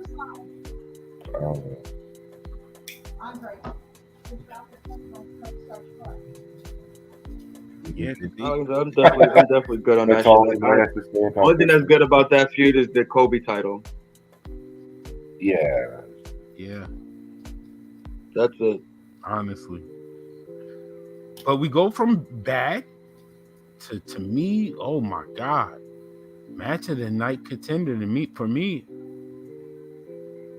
Darby Allin versus Kyle O'Reilly. That match was fire to me. It was, but Darby was gigantic shit. Yo, okay, yeah. I want to say that's why the 6-man tag match might be overall match of the night, because Darby Allin, bro, relax sometimes. Like for real. Like that spot. Did y'all see that spot? Did y'all see the spot where he slid under the ring? I'm not sure. I wish Sue was here, bro, because we was watching it live, and he did like what? It's like he was trying to do a diving slide, but he just like dropped. It was so weird. It was nasty. It was weird. And then his leg was twisted up. I was like, wait, what happened? The commentary team, they need to work on that. They wasn't helping it at all. When he did the other dive into that's what I'm talking about. Yeah. That was fire. Oh, that was fire. Yeah, when he did it back, when he got up after that. Yeah, so the spot I'm talking about was before that. Then they went in the ring, went outside. That was fire. That was a good catch. That was fire. It got a little better after that, but I'd definitely say this was a match. Like I said, I felt like the tournament and going into this was just like, yo, let's keep y'all attention on that Kyle O'Reilly is still an amazing fucking singles wrestler. I think he signed a new 5-year contract with AEW. 5 years. That's what I saw. I mean, I gotta be honest. To me, this one, I had the same issue as the last match where it was good. They did everything good, but I just couldn't care about it.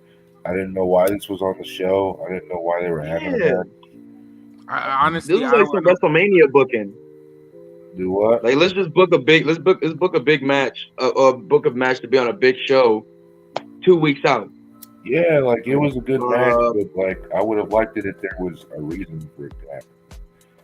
Like I don't even remember Kyle O'Reilly messing up Darby Allin's match. I don't know. I thought that the finish was cool. I thought for sure Darby Allin was going to win, so I thought that was cool and took me by surprise. But other than that, I really it was I can't be mad at you with that. It's like as good as the match was, maybe you know what it was for me and what helped it more of why I wasn't mad it was on the card because I came off of that other match that just is like and then like I got a pod, so I gotta really watch this.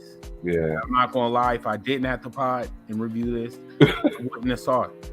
I would have hit y'all up. I would have went to OTR. I would have been like, "What's good? What happened?" Yeah, I missed it. I mean, I was watching it, but it's like I couldn't watch it so close because there was nothing to really grab me. It was cool. I'm not mad at that. It was a good match. Let's get into some title action, man. Some title action. This was a good match. Well, it started off. I got mixed feelings about this match. Thunder Rosa versus Sarita Deeves. I did like this one. I thought this one was cool. I thought, I don't know, it was everything I thought it was going to be. I think they're probably two of the best women that they have. And they had a good in ring, right?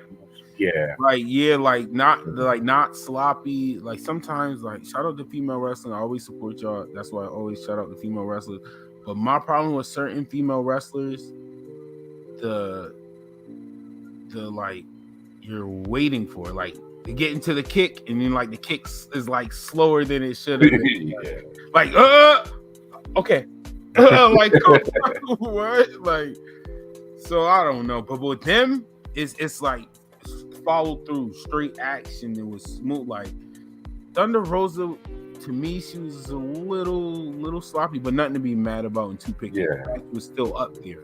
Honestly, they got chance they deserve. Shout out to the crowd, man. Yeah, y'all was so perfect, bro. Like I thought the crowd helped it a lot. They helped the whole show. I thought. What? In a lot. Yeah. Like, and I mean that. They carried the show. Like when you think, yo, that crowd did not go to sleep. I will honestly say this. And I remember this because I had to go and watch it back. The commentary was falling asleep before the crowd. Yeah, you could tell at some points JR was ready for They was tired, sleepy. It's bedtime. I ain't gonna lie, they ain't done. JR got a whole different type of demeanor when it was a 2-count kick out. Yeah. Damn. 3, bro, 3. That was 3. But this one, I ain't gonna lie. At first, I wish Dre was here. At first, I was like, they don't need this. This could wait. This is everywhere. But as it kept going on, the anarchy, I was there for it. I'm not gonna hold you. Look at this. Before we talk about this match, I'm glad somebody else is here. We talked about this on the prediction. So we went through the cards. We saw all the previous matches. I was able to read out who was in the match. But look at this one, though. Jon Moxley, Bryan Danielson, Santana, Ortiz, and Eddie Kingston versus the Jericho Appreciation Society. This was my match of the night. I really like this. I thought it was good from beginning to end. It was just chaos, blood, violence. I thought it was really good. I really did like this match, but I'm sorry. I have to point this out, though. Once again, we went through like 7 matches already. I was able to read out who was in that match.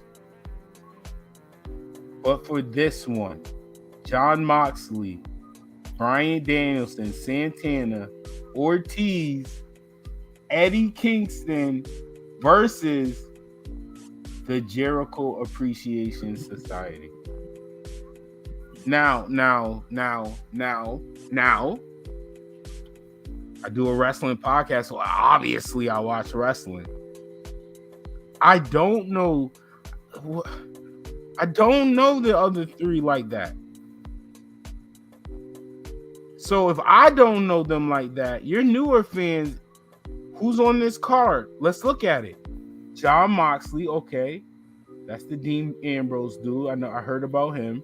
Bryan Danielson, okay, Daniel Bryan, I know him, one of my favorite wrestlers. Santana Ortiz, you might not be familiar, but their names is there. You could figure out who that is. Eddie Kingston, all right there, makes sense. Versus, let's see, the Jericho Appreciation Society. So in other words, let's say I'm telling this, Dre popped up just in time. Because Dre, I had to break it down to Chris that if you had a friend, right, and they didn't watch wrestling like that, right? They watch some of it. They're a little up to date, but they want to get involved with AEW. I ran down the following card. We watching it. All right, it's a little good, bad matches. I'm with it. I can see the names. You told me. Yo, who wrestling tonight? Oh, I tell you.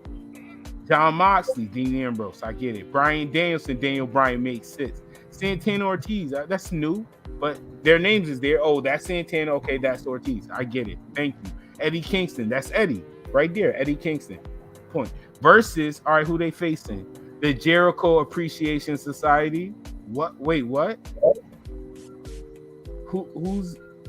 What are their names?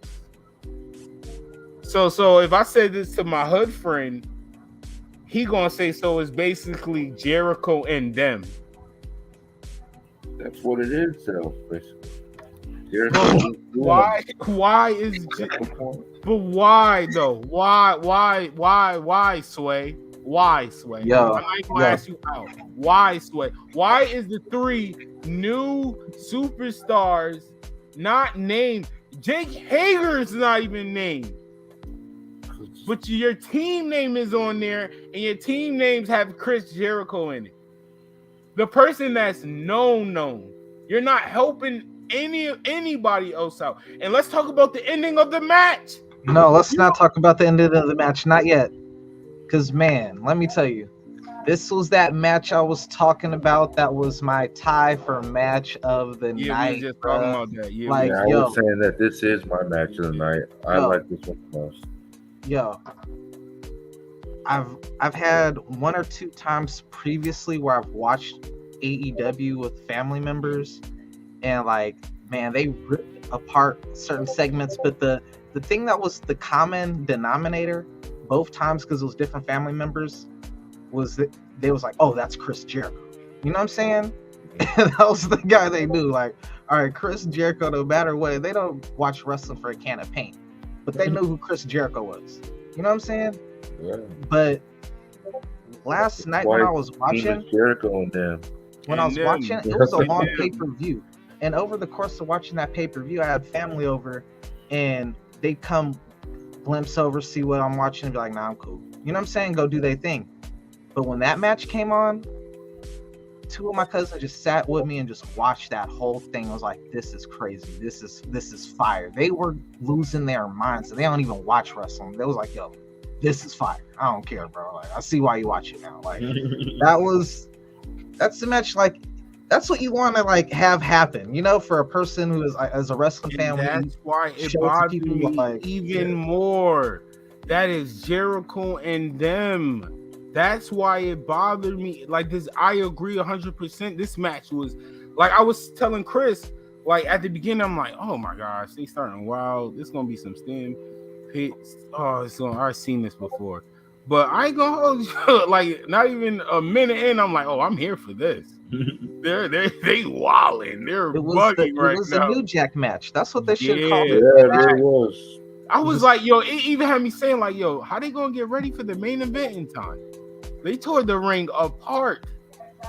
They tore the ring apart, like on a different level. Like I seen a lot of professional. WWE even did a couple times, but no, they was using the ring they took apart. Bro, they stretched Daniel Bryan out at the end of that match. Pause, but they that boy stretched. Yo, you know what's crazy though?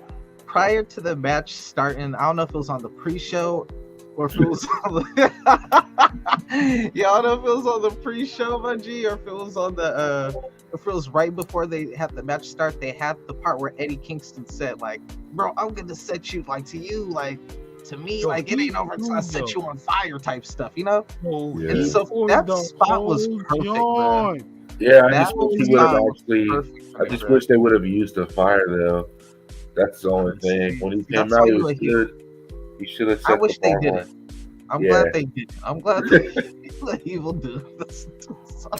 Yo, he poured the whole fan. I wish they would have used it. Like, this dude just showed his true character right there. Hold on, bro. And then you had Bryan Danielson intervene, like, bro, you poured it on me. Like, what are you doing? I did like that. He didn't give a fuck. It lighting him on fire. It is gonna start a new story. I like Bryan versus Eddie Kingston. I think that'll be good too. And it's gonna be a good story because you know Moxley gonna get involved because the whole thing friends with Eddie Kingston. Yeah, he's friends with both of them. They should do a little triple threat. That'd be good. Triple threat Extreme Rules. Oh yeah. Oh my gosh, yo. Oh my gosh. That's main event status too. I ain't gonna lie, Tony. Just gave him an idea. That's main event. That's fire. This was a good match. I'm not gonna lie. I was entertained. They gave us professional wrestling, sports entertainment. It was that was different. Like they was killing each other. Like when I was watching, I was like, "Damn, they bleeding already?" Like, I couldn't keep up. There were so many people bleeding at like so many different times. And I have to give them credit, like for a match like that where you're like you said, like you can't keep up, but it was in a good way. Yeah, exactly. That's what you want. That's what I'm saying. That's really good in wrestling.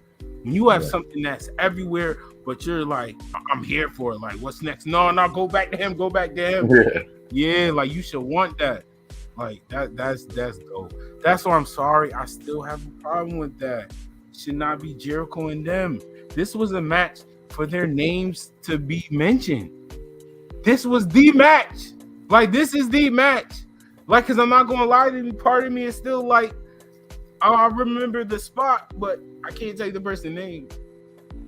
The dude with all the blood over his face was crazy. The dude with the mustard on his back, that was wild with Eddie Kingston. Yeah. But that's not good. That's not. I mean, you're right. That's a good point. I mean, as a wrestler, like, what?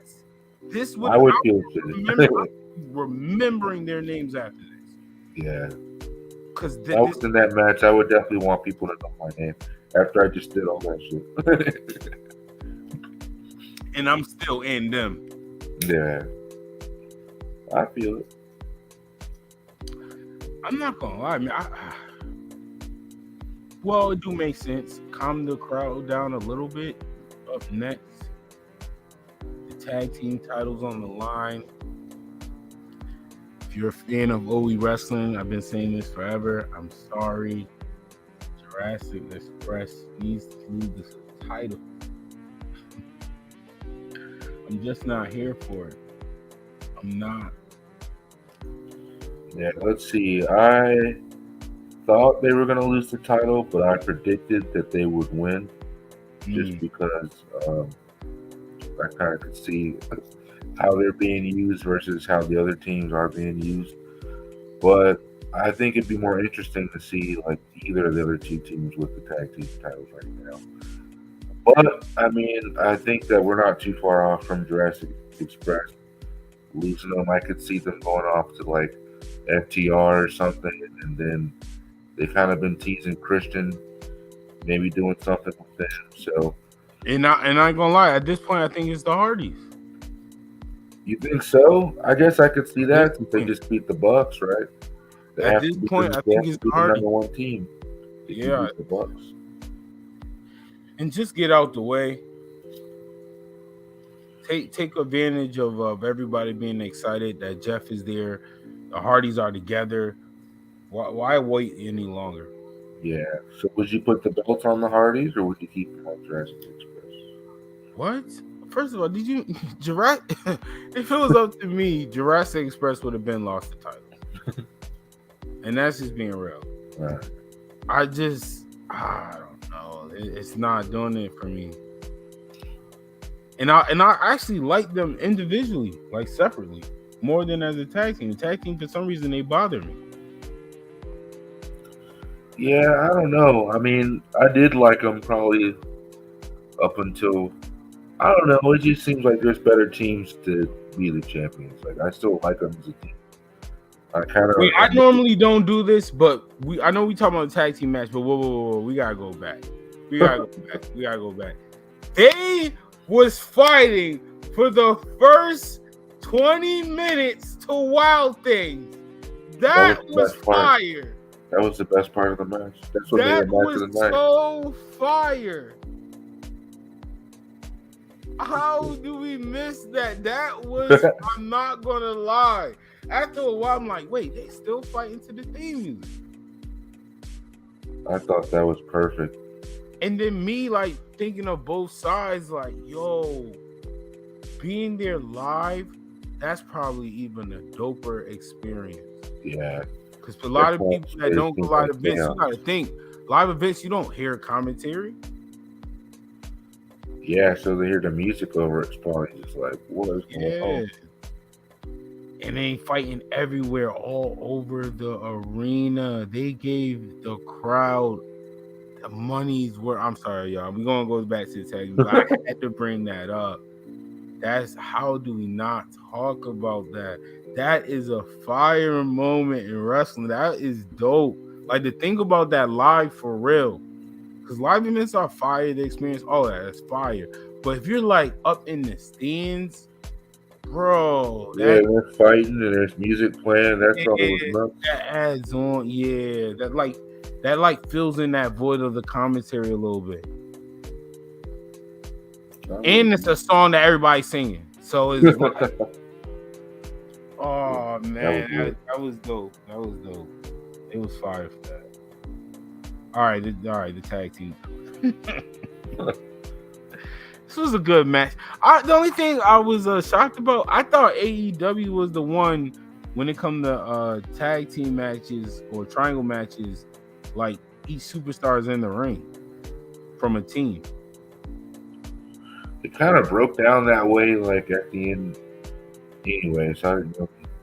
True, that is true. I feel like you're right. Like, what's the point of them just limiting it to two people if at the end they're just gonna let everybody do anything anyway? Yeah, really. I mean, facts. It could have been a tornado match. Yeah, it might as well have been. But I guess that would have made it like pretty much the same as the last match.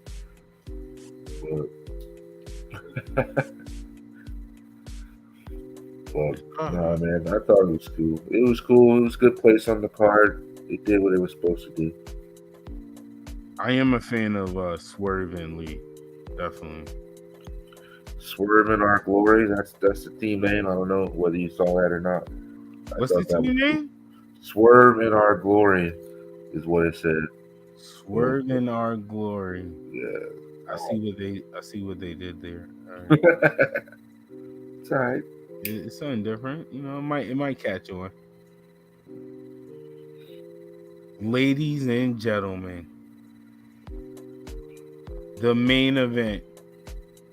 Hangman Adam Page versus CM Punk for the AEW World Heavyweight title. Chris Demise, how did you feel about this match? I thought this was another great one. It started out weird. I thought it was weird that they were like booing Punk and booing Hangman Page, but I mean, once they got down to it, I thought it was good. I also thought it was the right choice for who won. Yeah. I predicted Punk to win, and I think that was the right choice. I'm glad they did that. I'm excited to see him as the champion going forward, and I'm also excited to see what's next for Hangman Page. I think that he kind of got the belt at a weird time, but hopefully maybe he can turn heel and maybe get it back. I think that'd be interesting. The match wasn't bad. It wasn't too crazy for me at all. It was all right. I'm not gonna boo it. It was a good match for Punk. I ain't gonna lie. Favorite match for me is still him versus Pentagon so far. I only got rid of that one. I liked him versus Eddie Kingston. That was the best story. Like Eddie, the overall package to me, that was my favorite. I thought the match they had was really good too. Yeah, the match was good. The match was definitely good. You might be on to something. Especially for Eddie Kingston. Yeah, that's right. But I agree Punk should win. Of course Punk should win. It makes sense. But I did predict Hangman Page. And now I'm coming back to why I predict Hangman Page. Because why.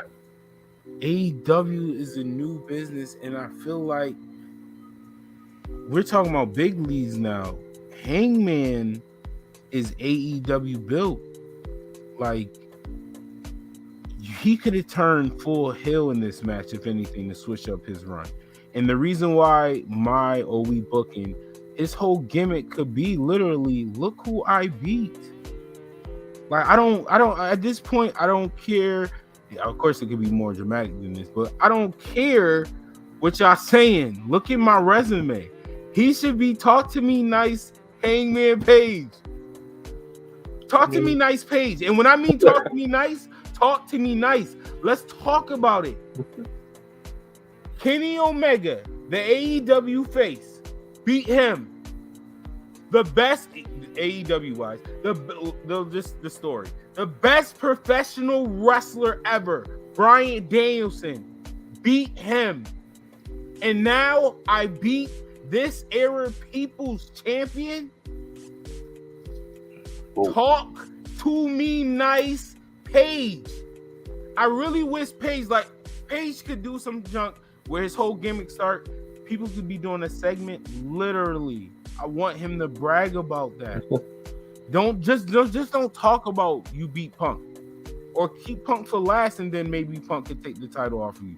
But still, though, that victory looks good for AEW superstar, original superstar Hangman Page. There's somebody that should have had it somebody should have had it when it first started. He didn't. But now look at me now. Now I beat the face of AEW, Kenny Omega. I beat the best professional wrestler, Bryan Danielson. And I beat the people's champ, CM Punk. Talk to me nice, Page. I mean, I think that's a good story and that's a good angle. But don't you think that, like, as it is, I feel like his reign was kind of flat. So what I would have done... That's what would have needed. I would have turned him heel a while back. I would have never had him win the belt. I would have had Bryan Danielson come in and win the belt from Kenny. That way you have Hangman get jealous and say, that's what I was supposed to do. That was supposed to be my moment. my win. You took that from me. Beats up Bryan Danielson. You know, maybe he wins the belt there. I probably would have had him turn heel and win it there. Then maybe he can beat Punk. Then you loop back to Kenny Omega. That's like the person he hasn't beaten, but he's a heel. You do Kenny as the babyface. You know what I mean? Do something there. Yeah, that's what I'm saying. Because now I can't talk about the situation now. They should have been turned him heel, but it's like this would have been a perfect time. He's the Punk is Loki. He's the people champion. We talk about AEW wise. Yeah, bro, that resume, and then that way you can go back to, even if Punk don't beat him again, you can him saying the names I beat with the title, you can run that back, or one of those stars can take that title away from him. That matter of fact, that can open up for the one who hasn't had it, Bryan Danielson. That's a perfect way of why you keep saying my name. wait, why? Okay, you got a W in, but you need to relax. Why you keep saying my name? Once again, when you say my name, you say the best professional wrestler. So why do you keep saying my name? Well, I mean, that's good. I just feel like you can't beat CM Punk though. Like, if you're gonna have the match, like CM Punk needs to win for sure. I'm not mad. At least the first one. CM Punk's got to win that first time. Like, even if he loses it back, like on the next show, like you gotta have CM Punk. Nah, he's definitely not getting that. Punk having that for a while. I think so. I think Punk that's why I said I wanted him to win first, and then he could have won by a low blow or something. It could have been dirty. I mean, how they set it up, how they told the story in the match was good. Like where he's going to hit him with the belt, and then decided not to, and then that's what cost him. Like maybe he could have just hit him with the belt and turned. I think that would have worked too. But the only reason that was just that's just my opinion to keep the history. I'm just thinking about a long term for the AEW like history of the title and everything. I just feel like Page should have been longer because I feel like he's somebody that's going to stay there. He's going to be. You think it'll be better than if he's the first ever 2-time champion? Maybe he turns heel to win it back, and then he can brag about that. I beat them all, and I'm the first ever 2-time champion. There is no 2-time champion. You know what I mean? That would be dope. But it was a good match. It was a good match. And I'm excited to see what happened with Paige. Yeah, I liked it. I thought they told like a super good story. The crowd was into it. They popped big for the finish. Like, it was a good main event match. And the fact they were wrestling until 1 a.m. and the crowd was still into it. I mean, you can't really be mad at that. The crowd was fired because I went to sleep. I was thinking about it, but I had to see it. I was like, I know Punk's about to win this belt, bro. I can't. I mean, I just woke up facing the laptop. No, it was a fire double. I mean, how did you? So even talking about it, you still feel the same way about Double or Nothing? I mean, it was good. It wasn't my favorite. I think they've had a lot of shows better than this one, but it was good enough, and I want to see where they're going afterwards. So you got the point across. Because it's a thing I brought up in the predictions, like starting to talk to like random wrestling fans or people that somewhat watch wrestling. I like to ask them certain questions. And the one thing I brought up to Dre, I was like, people was already, I don't know if it was a plus or negative, but people were saying, they was talking about Forbidden Door. I think that'll probably be a better show than this one. That's in me personally. I always said I don't think they should. I think they should announce Forbidden Door at Double or Nothing. Yeah, I could see that. There's a lot of people. That's what I'm saying. Talking to people, they like, I'm just waiting for Forbidden Door. I'm like, damn, damn. Like, not our highlights. Oh man. I mean, it was definitely worth the watch. I wouldn't say it was. But I'm just saying, certain viewers, if I got certain stuff to do, it's like like it helps that argument in somebody's head. Like, I could miss this. I'll watch Forbidden Door. Yeah, I'll watch the next show. Yeah, Forbidden Door. That's the one. I watched that one. Yeah. Instead of like the announcement should have been, and then it's like, oh, then the excitement. That the announcement on Double or Nothing, even if nobody from New Japan did a pop-up or nothing, that's intriguing though. Like, oh shit, they about to start the stories here. Like every match, like somebody about to come out, because y'all already do that. But that's why I said it would have helped. You could have announced that. Matter of fact, the opening before the show started. Yeah, you definitely could have did that, and that would have added some stuff to each match. And then maybe you could have teased like, oh, maybe the winner of the heavyweight title match will face who is the New Japan champion now? Who is it? Is it still Will Ospreay? So whoever it is, might be Ospreay. I think it's Ospreay. I haven't seen in a little while. I think it's Ospreay. I don't remember. I'm sure it's somebody. You wouldn't be shocked if it's Okada. No, it's not Okada. No, it's not Okada. You sure it's not? I know. It might be Okada. Okada versus Punk is fire, though. I'd be down for that. That's fire. Yeah. That's fire. That is fire. I ain't gonna see. That's what I'm saying. You mentioned Forbidden Doors, like I ain't gonna. I feel like it hurt it. I'm not gonna lie. I feel like it hurt it. Yeah, I do. See that. Them little extra fans you would have got, I really felt that Forbidden Door. You know what I mean? I'll wait for that. That's when everybody gonna be there. Well, I don't even know who gonna be there. Yeah, you don't even know. Yeah, they haven't even said anybody. Speculation, man. I guess we'll have to find out this week if you watch it. Yeah, they got to start the story soon. So I'm excited for that. Okada might. Can't see who fights Naito. That's what I'm here for. My boy Naito. What about Bryan Danielson and Naito? That'd be good. Yeah, because Bryan Danielson already faced Suzuki, so I'm fine. Maybe Bryan Danielson and Tanahashi. That would be good. Wait, is Zach over there? I think so.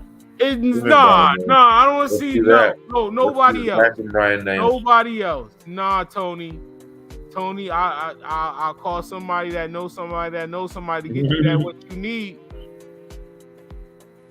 That good stuff, pure. We need Zack Sabre Jr. and Bryan Danielson. Oh my gosh, bro! Take my money. I'm not even gonna lie. If y'all have that match book, don't wait too long.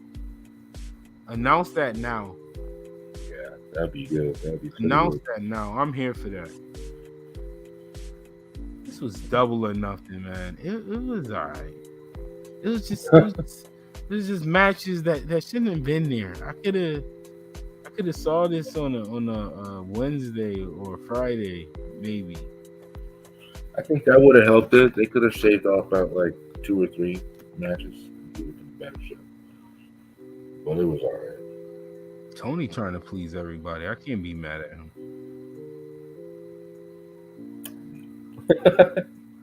I don't know. Bibbins is in AEW. I ain't gonna lie. I am low-key excited. Even though it was sloppy how it happened, I'm still overall excited for the whole Bibbins with Jay. That's all the black excellence. That's black. Yeah, they gave you like a bunch of stuff to look forward to afterwards. So I mean, it's cool. It's just how it was done. Yeah. All right, Chris, you want to shout out your platforms, your merch? Yeah, man. Yeah, if you like wrestling, come see me. I do that. I'm going to be wrestling this Friday, June the 3rd, at Bone Crushers in Cincinnati, Ohio, against Joe Pro James. Next Friday, June the 10th, I'm at Jake Sweeney Jeep in Tri-County, Ohio. And then June the 11th, I'm in Fairfield, Ohio, at the Swine City Brewery, doing some cool stuff there, wrestling. And I got some other big stuff coming up in June. You can follow me on all my platforms, Twitter and Chris Demise. It's at Chris_Demise. just the way it is. Facebook, Kris Demise. Follow me on there. DM me for the merch. I got blue ones. You saw Dre with the black ones. I got some cool white ones. Check out the post for that. I also got stickers, magnets, beer koozies, everything coming soon. So stay tuned for that. Merch. Yo, we got merch for that. Yeah, man. Merch. Money changed me. Working. The money. Shout out to Kris Demise. Shout out to Arri from Get Your Bars Off podcast. Shout out to Dre, wherever Dre is doing, wherever Dre. Dre chair is somewhere. There it is. CM Punk wins. We wins. Appreciate you, Kris Demise, for showing up. Oh We Wrasslin podcast. Thanks for having me, man. Definitely, man. We invite you back. What's up next? I think we are going to have predictions for Hell in a Cell. That's right. All right, WWE fans. Soon. Okay. It's like, I think we'll find out. Wait, it might be this Sunday. Oh. Wait, Hell in a Cell predictions coming soon. Yeah, I got it. It's a lot of rush. No, come on now. Well, let me know, man. Watch it all. And shout out to y'all, man. Y'all know how it goes. Spark up that dank. Tell me what you think in the comments below. You know how it goes. Like, follow, share, subscribe. Tell a friend to join the trend. The show has come to an end. Sit back and relax. Relax.